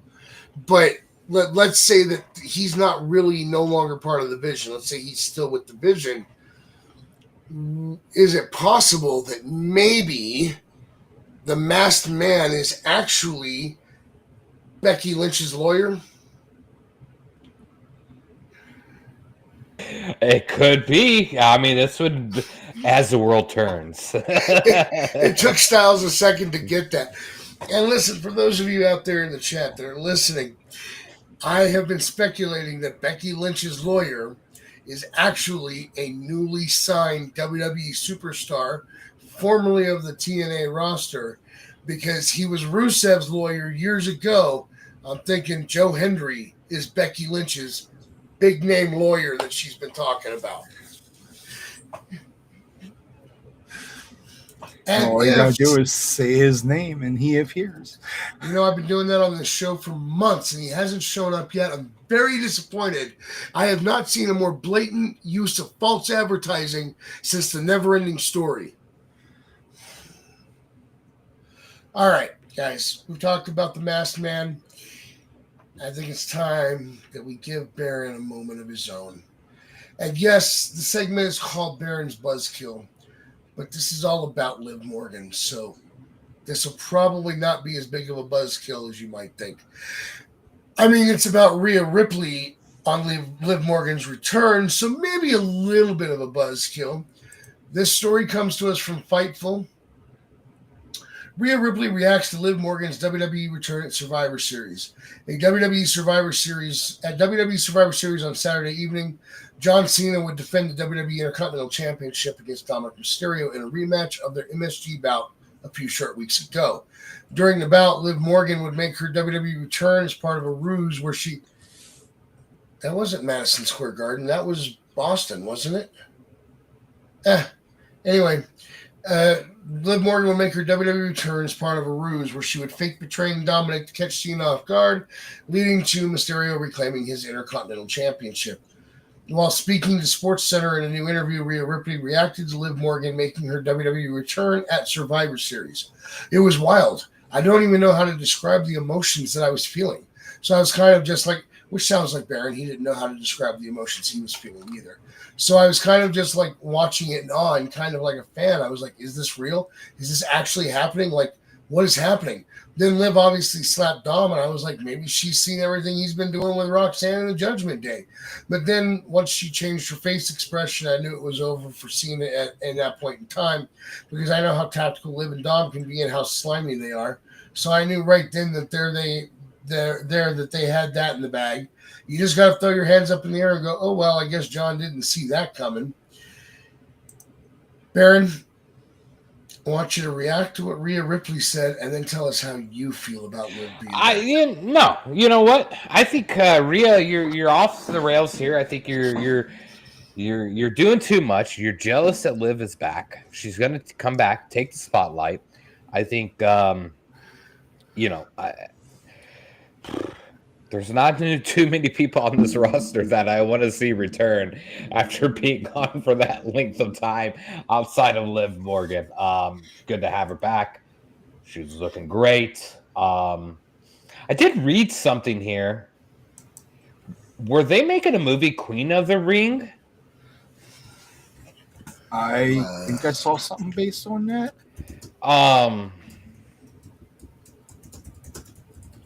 And I want to say that I'm positive Yes. they are making, right? Yes, it's as far as I know, it's made. It's got the lady from The Flash in it. Well, I know she had an opportunity to be in that movie, and WWE actually prevented her for taking a role in that movie. I read about that today, and I was just kind of like, man, what the fuck kind of shit is that? Anyway, Cornette's in it. Could, but anyways, it's great to see her back. I have missed her. It's felt like almost 16 years since she's been on the show. I was motivated to watch wrestling on Monday night. I was motivated going forward to make sure I'm staying in tune for her. I looked it up. It did come out in March, Sean. But she had the opportunity to be in that movie, and there was another female wrestler that was going to be in that movie, but WWE prevented them to be on that movie, which I just find to be odd. Anyways, like I said, it's great to see her back. I'm now curious because she passed those titles on Monday Night Raw, the tag team titles, over to Raquel and Roxanne, right? So where's her eyes going? Well, I feel like she is looking at the Women's Intercontinental title as her goal. And I feel like I really expected her to be upset that Raquel and Roxanne lost her belts. I did too. I was expecting some kind of turn on Monday night in regards with Dom and Liv against the rest of the Judgment Day. I thought that was going to be a turn. And it still might happen. I mean, right now it sounds like she's advocating for Raquel and Roxanne to get the tag titles back. She's advocating for Finn and JD to get their tag titles back. And it looks like she's going after the Women's Intercontinental Champion. And for me, this is just surreal. I wanted her to go off on Roxanne specifically for losing her tag titles. I wanted to see her. I don't know exactly what I wanted. I know that it felt weird. She came back and tried to pull the group back together. You know what I mean? No, I thought the same thing, but I didn't want to say that. I am blinded by the light when it comes into regards of Liv. But I agree with you actually wholeheartedly, because I was like, this is very awkward. So either she's with them or this is a big swerve. Is that who she talked to Adam about last night, Mir? Because I thought she was talking about getting a shot at Maxine, but maybe it was Stephanie Victoria. Yeah, no, I think it was Stephanie too. Which makes more sense, but still. Kind of, sort of, but Dicey Intercontinental makes a little bit of sense to me as well, just because Dom is Intercontinental Champion, right? Right. Regardless, any title that she's up going for, that's great. I just feel like there is something still going. But the way the relationship is, if she gets the Intercontinental title, they could go out there and refer to them as his and her belts. Yeah. I think that's great. I think that's the title that she should go, because I don't see her beating Stephanie for that women's title anytime soon, right? Liv is, I think IC title would make a lot more sense. But I agree. It was very awkward on Monday. I was like, what's happening here? Because I really wanted to see a turn on Raquel and Roxanne, because they really did lose those titles for her. And Stylez, I want you to do me a favor. Please tell our other Rambler over here in the chat how difficult it's been the last few days dealing with the Baron's excitement about Liv's return. Oh, let me tell you, he loses more sleep than we do, and we hear about it all the time. Let me tell you, he is the number one fanboy of all time when it comes to Liv Morgan. But you know what? I don't blame him one bit, because let me tell you, she is beautiful. She is hot. She is talented. She is the Baron's woman. Now, okay, maybe for the people in the chat, real quick, okay? I made a little message in our group chat that said, hey, you know what, guys? I'm sending a text over to Liv Morgan to make sure she shows up tonight. And lo and behold, she showed right on up. The next match, I want to say, actually. So that was actually kind of cool. But, yeah, it's good to have her back. I don't think she gets enough respect in the women's division. I think she is a stronghold. And I really think, like we talked about Dom earlier, I think she helps Dom more than Dom helps her, right? Right. I think she elevates him. She's cuckoo crazy, and obviously, looks aside. I didn't like the pants that she was wearing Saturday night. Just didn't do it for me. Yeah, exactly, Sean. I woke up and, it's all fairy tale.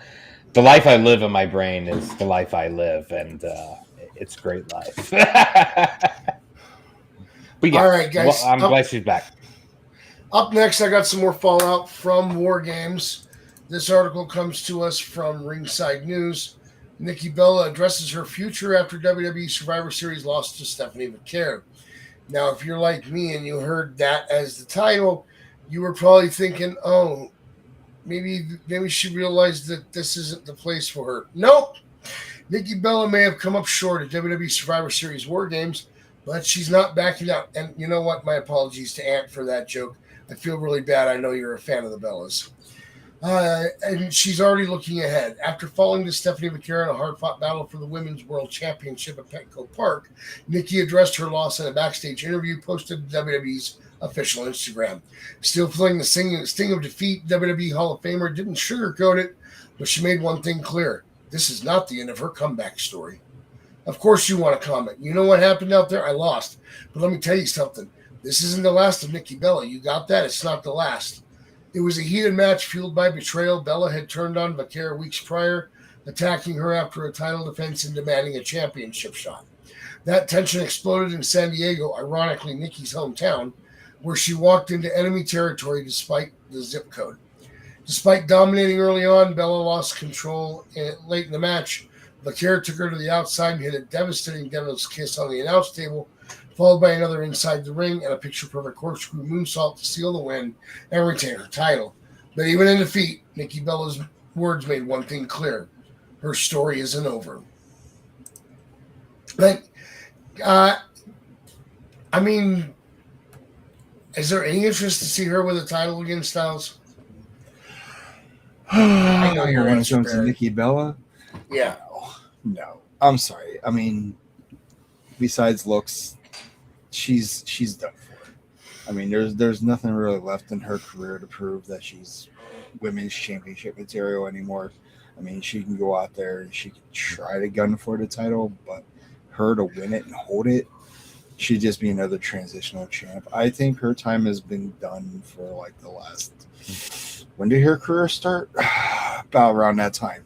So, I mean, I'd rather see what's her face, Eva Marie, come back and become. Oh, you know what? Oh, whoa. Okay. All right. Let's now not you're get to now the you're crazy going talk. too Now far, we're about to have a round table of talentless women on the roster that should not be there or should have never been on the card at all. And sadly, Eva and Nikki are on that card. As a matter of fact, they are tied. They are tied for first place. So yeah, no, she's not championship material. She's not marriage material or any kind of material. So there you go. Aaron? What? Hold on now. Let's not get carried away with that. All gas, no brakes, baby. All gas need to hold the brakes. Let's put it that way. I don't know. I think I don't expect to see her much after John Cena. I feel like this is very correlated cross paths with John Cena's retirement tour because she came back around the same exact time, to be frank. I don't think she needs to be title. So when you're an older talent, what's your number one job to do, Max? What do? You put over the younger talent. Correct. Does she? The biggest question I had to ask during this storyline feud, does she have the juice to put Stephanie over? I think Stephanie has more juice than Nikki Bella does, right? I mean, listen, if it was anybody else, I would say, yeah, just by feuding with Nikki, you're going to get a boost. But it's Stephanie Vaquer. Exactly. That was my point. That's this woman was over before she ever set foot at Full Sail. Yeah, I agree. And this is another complaint I had about War Games, Survivor Series. It's just, a lot of good talent on that roster that we sit here on the show. Well, I do a lot, and complain about AEW. We're seeing the same things happen over on WWE, and we're not calling them out the same way we are in AEW. So I'm trying to make sure I make those call outs. But when I say we have a stacked roster and we're doing things like a Nikki Bella versus Stephanie, just doesn't make sense. Yeah, but it doesn't feel the same as having Britt Baker benched for no apparent reason. You know what I mean? Well, I don't know. I don't think that's too far-fetched, to be honest with you. I'm going to be honest. I don't get the Nikki Bella hype. I appreciate everything she's ever done in the ring. I think she's a great human being. It just, when it comes to talent with Stephanie, that match didn't make sense. I felt like the flow was very slow, very awkward. It's just, in-ring talent-wise, does Nikki stand up to Stephanie? Absolutely not. Never will. Never has. So the match didn't make sense to me. I just think, I think Nikki would be paired so well with like Natty. And I know they have in the past as a heel, maybe like a heel tag team. That would make a lot of sense to me. That would be entertaining. Natty could hold her up on the wrestling ring. And I think Nikki is pretty good on the mic for the most part. I think it would be okay tag team. I think that's something to reach for. I mean, in terms of experience, Nikki really doesn't need a mentor. And really, what Natty brings to the table, besides her viciousness and her talent in the ring, is that she's a great mentor. And right now, she's fulfilling that mentor role by working with Maxine Dupree to improve her. Yeah, no, absolutely. But if circumstances were there, I think those two being like a tag team of a sense, Nikki being the mouthpiece, Natty being the in-ring, superstar. I just don't see Nikki falling on the category of going after the women's world championship. It doesn't make sense to me. Now, would it be cool for her to capture that because she never has? Sure, but you're not going to take the belt away from Stephanie. Um, Bella Twins, give me the Bella Twins. Fun fact: Bella Twins is actually from my home state, and they went to a high school rival as mine.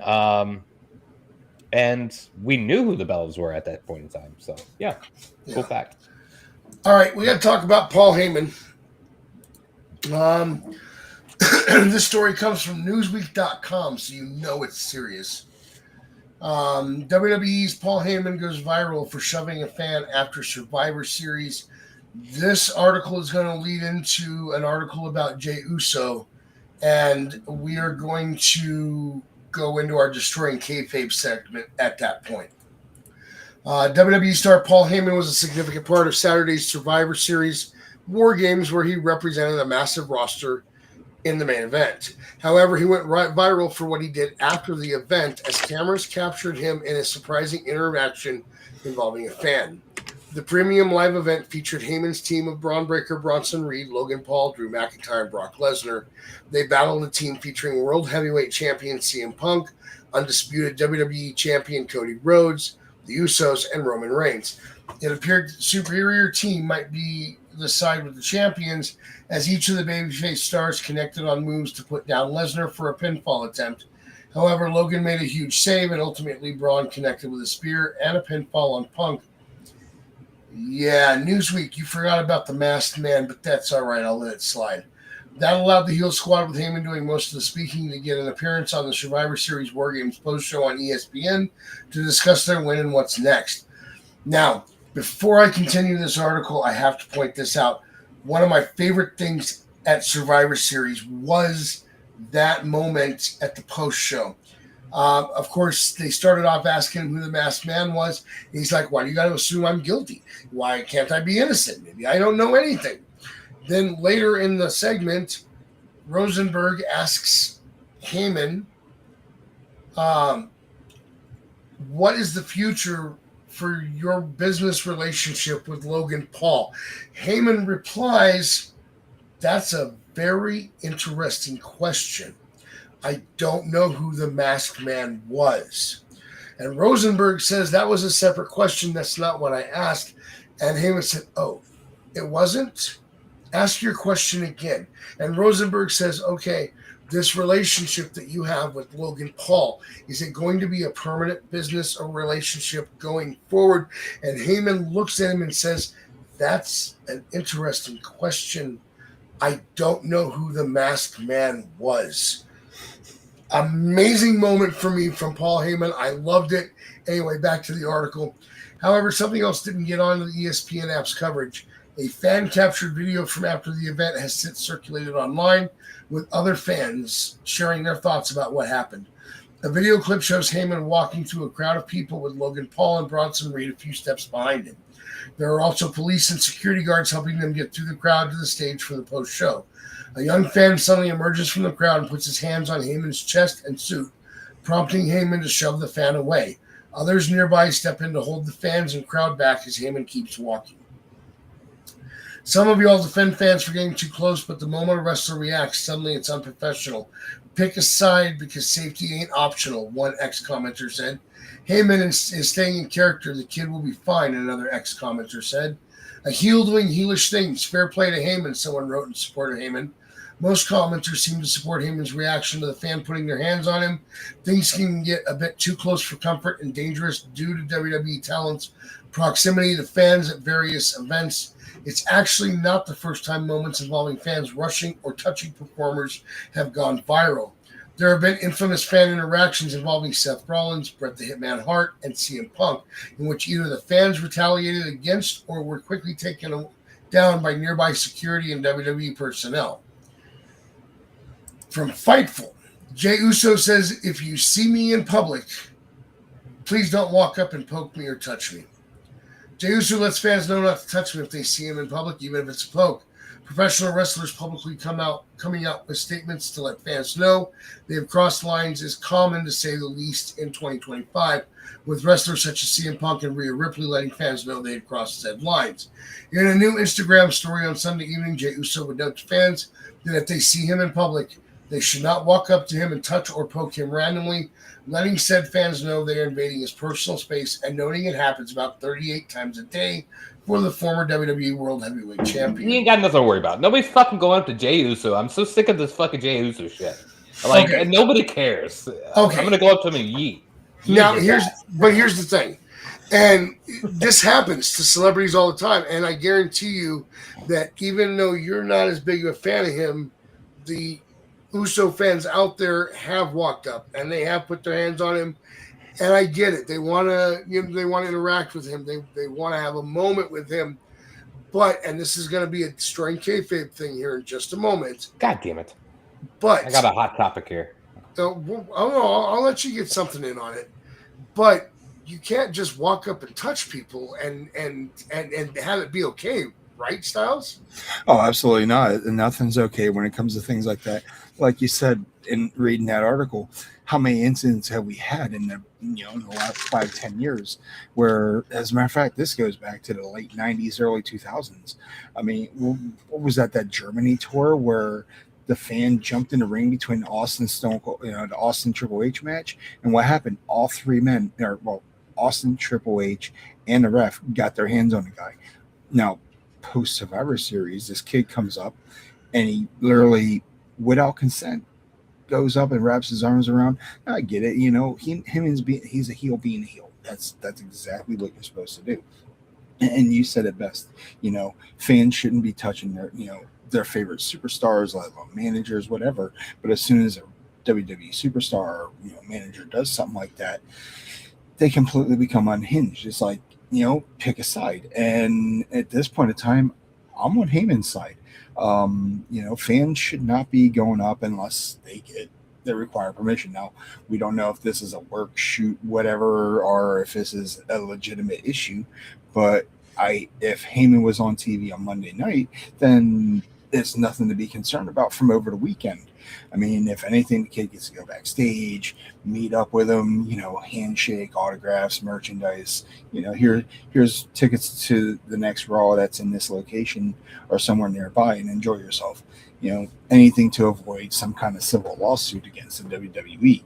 But we don't know what the entire scenario is. The kid could have been a plant for all we know, and that was just Paul Heyman doing Paul Heyman things. I mean, how many times have they done things during a post-show scrum where they get unhinged on the mic and Heyman's either embarrassed or, about what was the Braun Breaker incident? It's the WWE. Anything can happen. But when it comes to the fans, you got to leave these guys alone when they're conducting business, getting ready to leave the venue, or even when they're out and about. Like this guy down here, he's not wrong. Why would the kids are the only people that are going to go around wanting to handshake and freaking poke up on freaking Jey Uso. I'll let him talk about that here in a bit because look at him. I'm winding up the pitch for him. He's going to hit a grand fucking slam right out of that shit. Right, but when it's a handshake, you're holding your hand out and hoping the wrestler shakes. You're not just touching them. You're not just grabbing the hand. I mean, when it comes to interaction, you're going to get an interaction regardless if it's a good one or not. Say you're a fan that's sitting right there in the entrance aisle and you put your hand out. That's as close as you're ever going to get. But once you're past it, once they're behind that barricade, the talent, the managers, they're the ones that got the security. And in this case, the security kind of failed in that behalf. So it makes you question what was really going on there. But I mean, he should be grateful that Heyman shoved him the way he did. It's not like he forcefully. He is basically, it wasn't, hold on. This one's for Baron. This wasn't, so he should be grateful for that. There you have it. But, I mean, before I let Baron have his say, I want to point something out. I have been around the business long enough. I can tell you that from what I have experienced, what I've seen, what I've been part of in some way, shape, or form, trust me, if you are a fan, I know you want the interaction, I know you want the moment. Mm-hmm.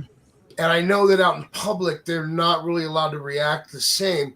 But if you try to have your moment at a wrestling show and they are down near ringside, I cannot guarantee your safety if you do something stupid and put your hands on them in some way, shape, or form.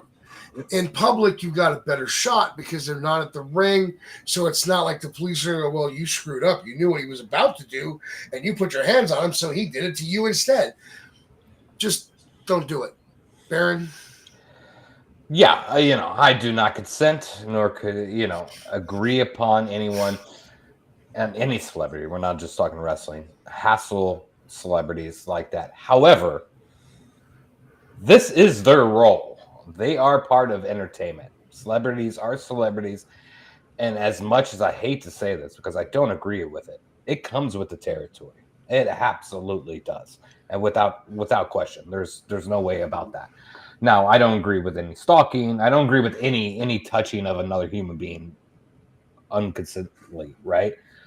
But first and foremost, this is a fucking kid. He knew no better, right? Maybe parents could have gotten involved. And it was a simple put his arm around Paul Heyman. I don't think that shove was necessary. I know he's probably trying to play it off, and I'm sure the kid probably got some backstage access over that situation. But the funny thing about that, Brock Lesnar, while on camera, while leaving that show, literally on camera, shook and hugged a kid. And I'm not too sure if that was the same kid or not. I don't know if it was. It was not? Okay. It was not. The kid that Heyman shoved, I saw the video, was a little boy. The kid that Brock stopped and hugged, and Logan Paul walked over and did the same after Brock. I hate it when I have to give Logan Paul credit for something. But it was the little girl that designed Charlotte's ring gear for War Games. Which is cool, man. We live in a world where, we're starting to realize life is way too short, right? These people are paying $1,200 to $1,500 a fucking show for these tickets. I want to make sure I make this bluntly clear. You do not touch other people without their consent. It's not allowed. It's not okay. I'm not advocating for this. However, I just feel like sometimes we get a little too rambunctious. There's children. I mean, your main cater of wrestling fan base is children.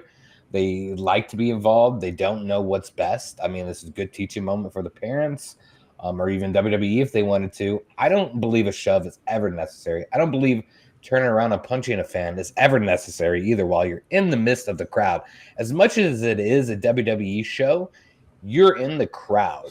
The crowd is their territory. It's not WWE's territory anymore. That ring and that barricade is your territory. Once you step foot outside of that ring and that barricade, you're in fan territory. And there's not much you could do because 1 versus 18,000 fans is a big difference, right? So I don't ever agree with any fan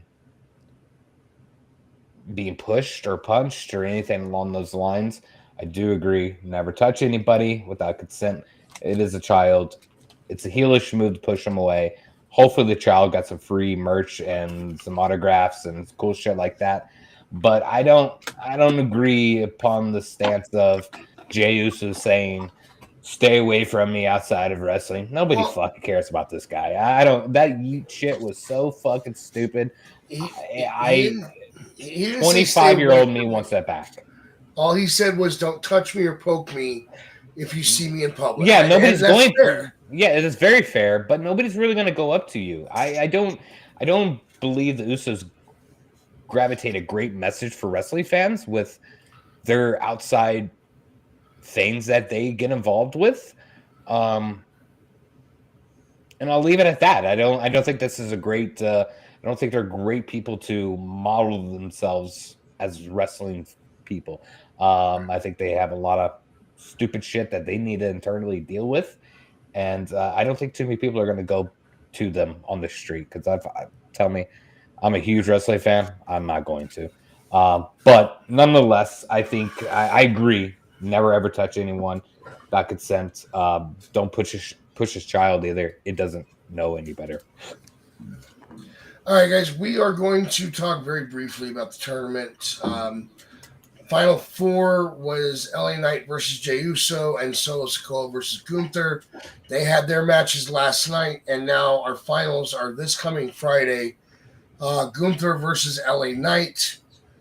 Honestly, I would rather LA Knight go on to face Cena out of these two. That's probably not what's going to happen, but that's my preference. Also, I pulled up Saturday Night's Main Event earlier today, and they don't have it. They have the typed up description, but that little drop down on Wikipedia that usually tells you what matches are going on, there's nothing yet. I know Cena wants it to be a main roster versus NXT in every match, obviously except for his, since neither Gunther or LA Knight are NXT. But I'm surprised they don't have anything posted yet on Wikipedia.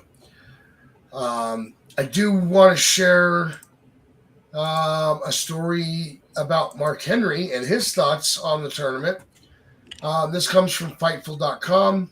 Mark Henry wants Joe Hendry to be involved in Cena's final match. For months now, Henry has been open about wanting Joe Hendry to be Cena's final opponent. The cards did not play out that way, as the second round of the tournament will. That I guess this was written before, because we're down to the end of the tournament.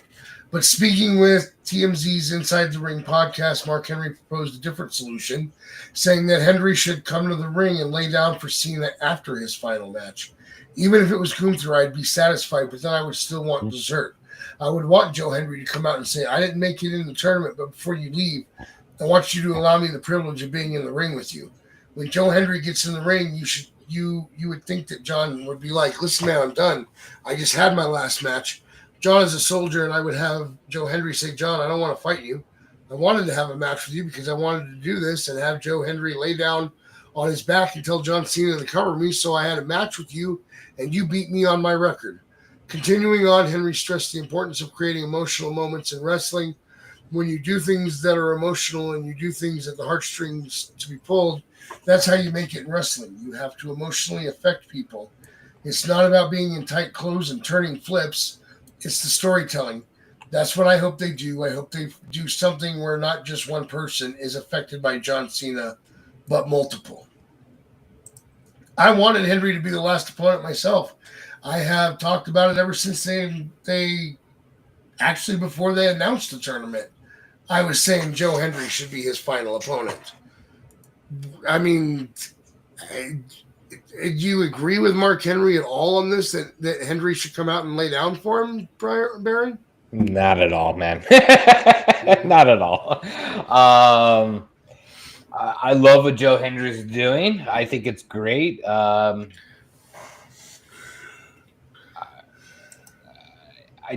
just don't see the need for him. I think Joe Hendry, as we all are well aware of, is over on himself. This is a pivotal moment for John Cena to put somebody over. Okay, Joe Hendry doesn't need the nod, I guess is what we're calling it, right, from John Cena at this moment. I think more than Gunther. I don't know. I don't think so. I think Gunther needs it.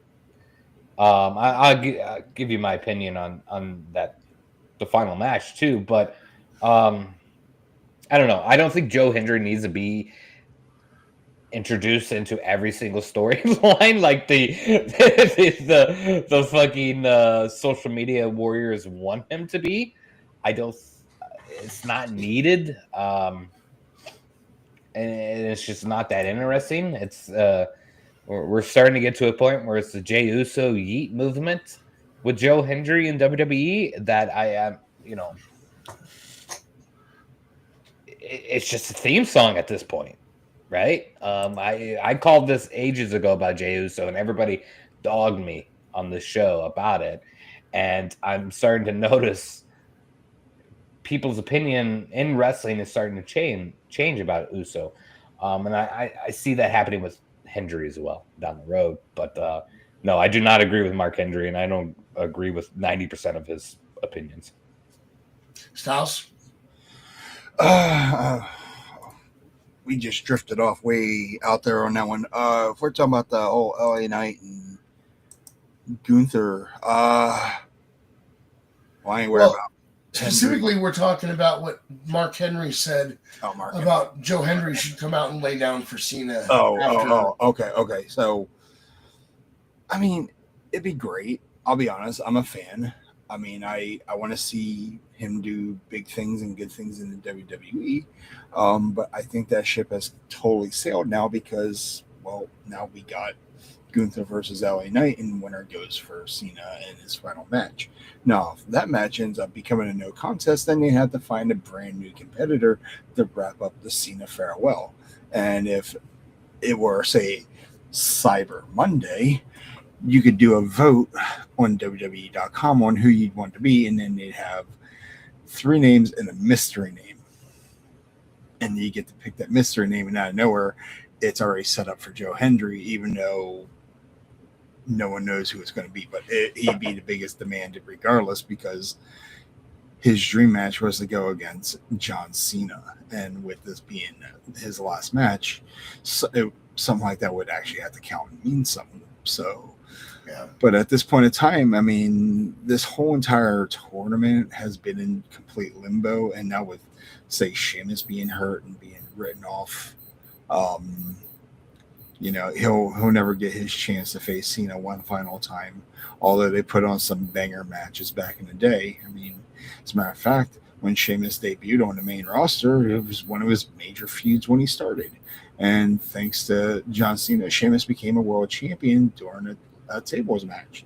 So thank you, Sheamus, for giving us one hell of a run with Cena. And hopefully you have a speedy recovery. But when it comes to future stars, I mean, yeah, put Joe Hendry on the card. You can like him or hate him.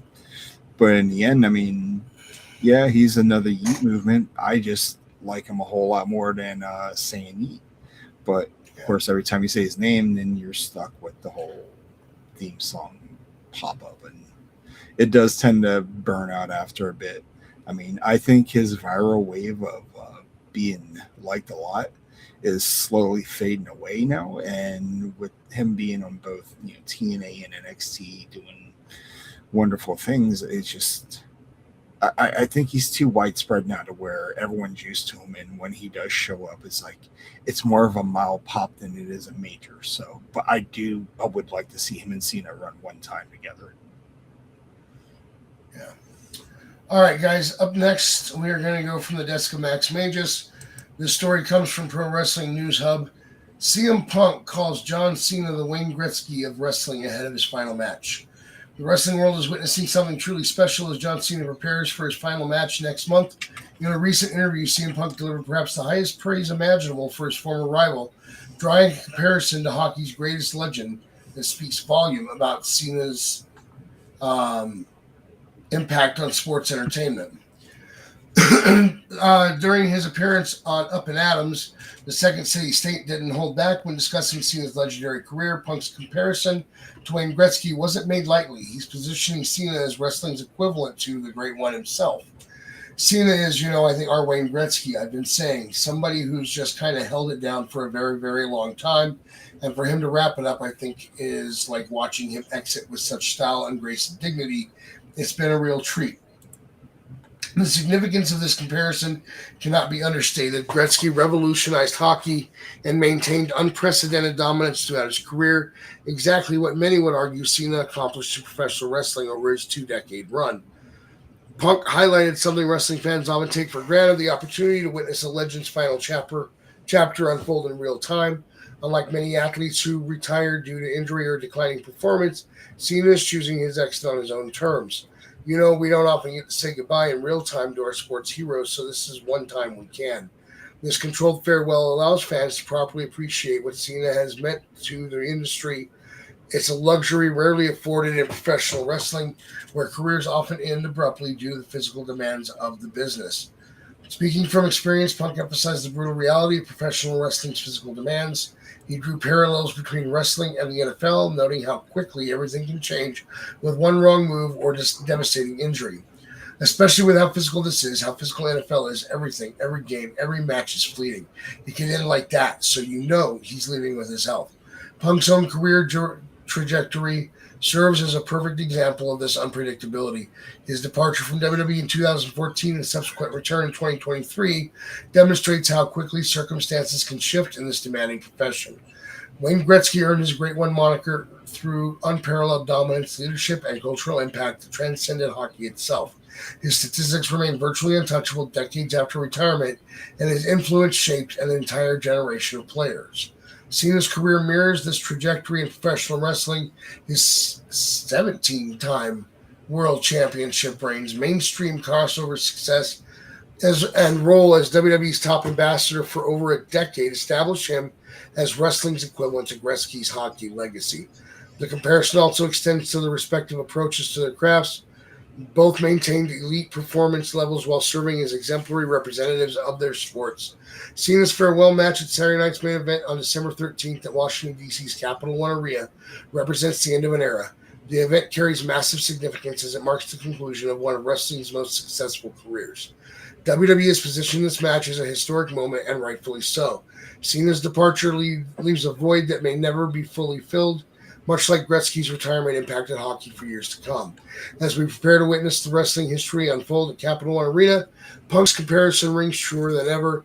Whether you agree that Cena is wrestling's Gretzky or believe another superstar deserves that distinction, one thing remains certain. We're about to say goodbye to a once-in-a-generation performer. Who do you really think deserves the title of wrestling's greatest ambassador? All right. Let's talk about this. What is a GOAT? Wayne Gretzky is considered the GOAT of hockey. He played 1,487 games in his career, scored 894 goals in the NHL, and another 122 in the WHA. He had 1,963 assists. Michael Jordan is the GOAT of the NBA. No debate. If you claim anyone else, you are just wrong. 1,072 games played, 1,039 games where he was the starter. Season average of 30.1 points per season. This man tried to play when he was sick. They had to force him to take the bench so he could get healthy. Unlike the other guy people throw around as a GOAT who once stubbed his toe and couldn't keep playing. Cena has now had the second highest number of PLE victories at 100, only 6 behind The Undertaker. That means he has won more than half his PLE appearances. He has 17 world titles, is a Grand Slam champion, and has squared up with the best of the best. He has the most matches on Monday Night Raw with an astounding 544. Orton's in second with 455, although to hear Orton tell it, the Cena's numbers aren't right, according to Orton. Just to throw some more perspective in there, Natalya has the most matches for women at 188 matches on Raw. He also holds the record for most wishes granted and has made a successful career in movies. To not talk about Cena in terms of being the GOAT, that would be a travesty. All right, guys, normally I'd give you a chance to comment on my Jessica Max Magius, but we're going to move on to our next story. It comes to us from Fightful. Jimmy Hart is in the news. There's a police investigation underway after a fan steals his megaphone at WrestleCade. The official WrestleCade post took to social media on November 30th to announce that someone had stolen Jimmy Hart's megaphone the day prior. It doesn't matter if Hart has 1 or 100 in his possession at home. This is completely unacceptable behavior from the pro wrestling fan base. Someone stole Jimmy Hart's megaphone at the convention yesterday, WrestleCade said in a statement. The venue has HD cameras and police will review the footage tomorrow. Jimmy isn't looking to press charges. He just wants it back. If you took it, DM us 12/2. The police investigation moves forward. WrestleCade is one of the premier yearly destinations for pro wrestling fans across the world. Not only is there the WrestleCade Super Show, a one-of-a-kind pro wrestling event featuring the top independent talent, but the convention also allows fans to meet some of their favorite stars from the past and present. Hart is no stranger to appearing at conventions like this, but never before has a company had to announce that they opened a police investigation due to a fan crossing the line. At the time of writing, no further updates have been provided. November 30th is the final day of WrestleCade, meaning Hart is down to only a few hours to get it back before he heads home. I mean, listen, I get it. You want a piece of memorabilia, but this is not the way to do it, Baron. Or maybe it is. Fair point. Maybe it is if you want that fucking microphone. Stylez? For someone who's met Jimmy on multiple occasions, that right there is more than just a trademark. That is a piece of his life as his history. Everyone knows him as the mouth of the South, and to have that megaphone, that's the reason why he got the mouth of the South. He was always loud with it at ringside. To take that away from him, like I said, he could have one, he could have 100, he could have thousands at home somewhere in a box on a shelf, whatever. But to take that at a major indie event like WrestleCade, I can't wait till this police investigation is done so they can find out who did it, so he can retrieve his item back, because that right there is a personal possession. And it doesn't matter if it's a misdemeanor or felony. It should never happen to begin with. And to steal an event like that, we've dealt with crazy fans that go into these events. Doesn't matter if it's a WWE, AEW, TNA, or some indie show, where they go in, sneak in there, and grab a piece of wrestling history, and then all of a sudden you find out on the internet that it was stolen during that event. I wish fans would grow up and stop doing stupid shit like this, so that way we can enjoy all the good things in life. If you want something like that, find out where he gets the shit from, and then put some money into it. Stealing's not the way, man. It proves nothing. Even if he doesn't press charges, you're still going to have to deal with law enforcement during this whole investigation. So, exactly. All right, guys, up next from Fightful, Blake Monroe tells Fortnite to call her back after shocking character resemblance. In the latest Fortnite update, the game added a character who many NXT and WWE fans believe resembles Blake Monroe. The current NXT Women's North American Champion has gone viral for her bold looks in the past, with this character's white outfit and blonde hairstyle being about as close as one could get to Monroe. Originally, Monroe responded to a fan saying, "They know I'm a sweat." Oh, it's a gamer term. Okay. It's someone that's sweating in a game that is trying really hard. Okay. She did indeed tag the official Fortnite account, but less than 24 hours later, they've yet to respond. More and more fans have begun to call out the lookalike, which has left the champion no choice but to say, "Call me back, Fortnite." Fans have been tagging Monroe left and right with the character who wears white pants with a pink belt. Her style may not be an exact replica, but the face continues to question whether or not Monroe influenced the character. The fans can... WWE's worked with Fortnite in the past, so one can only imagine the potential for a true Monroe character in the game. Do you have a picture of this? I'm looking it up on the internet right now. I read about this story earlier. Yeah, but do we have a picture to compare? I mean, I'll go... Let me see, because what I'm finding, and if this is the accurate one, what you just described as what the skin is, a guy that plays Fortnite, this looks nothing like her at all. So I'm hoping, I'm thinking I might be looking at a totally wrong picture here. Yeah, I don't know if I'm looking at the right one. So she looks like a Fortnite character, and she's like, "Reach out to me. Here, let me. Yeah, give me my creator code, please." See, here's the thing. I don't play Fortnite anymore because. Okay, here we go. I have it. Can I share my screen? Let's see here. Share. I think this is it. Yeah, here we go. Here we go, boys. Opinion? Yeah, I could definitely see that. Really? I'm looking at her face right now and comparing it. How? What? Let me do this. Let me open. I see no comparison. Because she has blonde hair? Is that what we're doing? Well, no. I mean, she's got that whole arm thing going too, so. And the white top. Look at that top. I mean, this looks more like Sydney Sweeney than her. I will say props to that skin there, and props to Marty McFly over here. I love it. But no, absolutely not. I don't see too no, much of a resemblance. not even close to a resemblance at all. No, hard pass. We're way off the rails on that one, folks. All right, guys. Last story of the night. It is our AEW coverage, and it's a good one. It's from RingsideNews.com. Tony Khan gets roasted by fans after calling out fake AEW Collision spoilers from his favorite site. AEW President Tony Khan tried to slam wrestling news sites over fake spoilers, but fans quickly turned the tables on him in brutal fashion.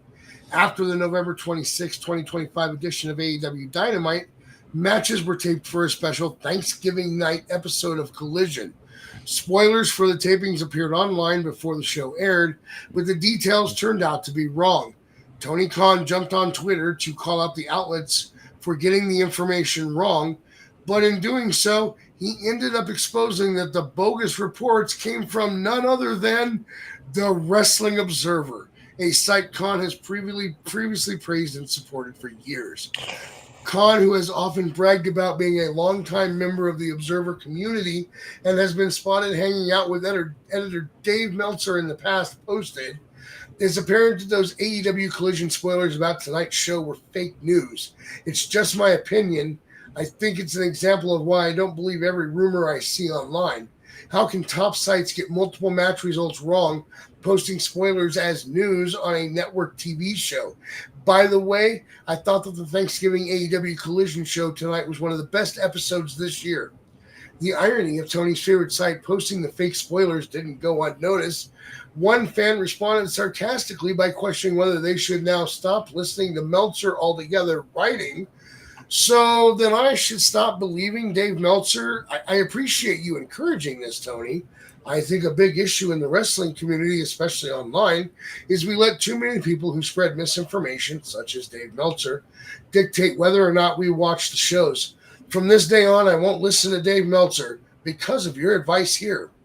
Another user outright accused Tony Khan of planning the fake spoilers himself just to be able to tweet about them later. This clown TK really had someone put out fake spoilers just so he could talk tough and put out this tweet, LOL. The replies didn't stop there. One fan told Khan to stay in his lane, shut up and make good booking. Someone else didn't hold back when bashing the quality of AEW programming, replying, "It's apparent your show is trash." Another person mocked the idea of watching AEW on a holiday, saying, "If anyone came to my house on Thanksgiving trying to watch AEW, I'd kick them the fuck out." Referencing Khan's past erratic online behavior, one fan tweeted, "Yes, Crackhead Khan is out tonight." Another echoed the point that the timing of the episode didn't help viewership, writing, "Doesn't matter, Tony. Nobody watches that shit on a Saturday night, much less on a Thanksgiving night. Good luck with those ratings, pal." While Tony Khan clearly thought he was making a strong statement against false reporting, fans weren't buying it, especially given the fact that the bad info came from a source he's historically embraced. If Tony Khan was hoping for backup from the online wrestling community, he got the exact opposite. And now fans are wondering why the AEW boss keeps setting himself for this kind of ridicule. Could it be the nose candy Baron? I love the nose candy. I love when we call it the nose candy. It definitely could be. Yeah, we talk about this quite frequently here. Just terrible booking, terrible. I just don't know what's going on there anymore. I'm tuning in for maybe 30 to 45 minutes anymore on AEW shows. I wish I could tune in a little bit longer. I did not know. Did they actually run a show on Thanksgiving? It was kind of like the SmackDown from Friday night. It was pre-taped. Pre-taped, okay. But yeah, it was on. Okay, well, a pre-tape makes sense. That's okay. I was thinking live, really? Oh, fuck. That'd be awful decision on their part. Yeah, dude, we've forecasted this with them for a couple years now, so it's not a shock at all. Stylez, is it ironic that he's calling out the guy that everybody believes is on his payroll that only posts great things about AEW and is constantly bashing WWE? This one's this is, I'll be honest, this is completely strange that TK is actually going against the Observer right now with this whole thing, calling it fake news. The site that you've been letting ride on your coattails for 5-star reviews for what, 5-6 years now. AEW be better if it was in the Tokyo Dome, right, Dave? But at this point in time, if you put AEW in the Tokyo Dome, it's going to be -5 stars, just like WCW back in the late '90s. But at this point in time, WCW has a one-up on them, and they're a dead company. At this point in time, I know we didn't talk about this, but I'm going to drop the bombshell right now if you have not heard about it. But TNA is going to AMC. So guess what? The number 2 company is coming back to live TV here real soon. And guess what that means for AEW? TK is going to be in panic mode, and you're going to need a whole lot more booger sugar to keep yourself afloat. And if people watch TNA over AEW, you can kiss AEW goodbye. That's right. Ladies and gentlemen, in lieu of flowers, the Khan family is requesting that you send Peruvian marching powder to Tony Khan in this time of need. I've been saying for months that this guy should just hire us. We'll come in there, we'll correct the booking, we'll make it better. I can't possibly make it worse.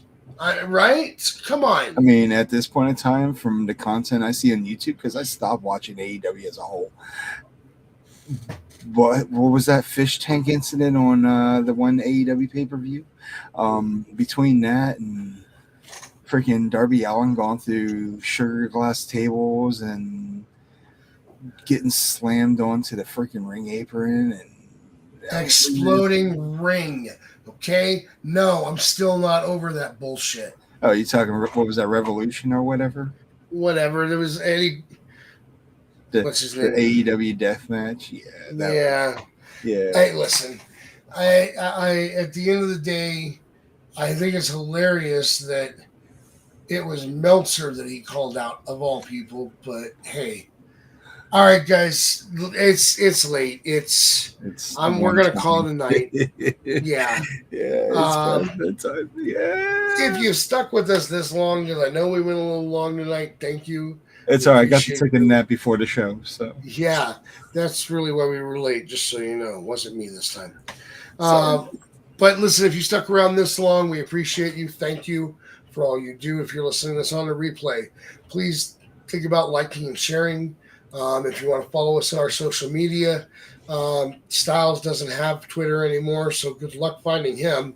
But Stylez, where can they find you? Oh, you still find me on Instagram for the time being, because I do like sharing. I do photo dump family stuff and road trips and shit. But behind that, you can find me on Kick, because you always find me on Kick streaming video games once in a while. Same name. Oh, no. It's not this name right here.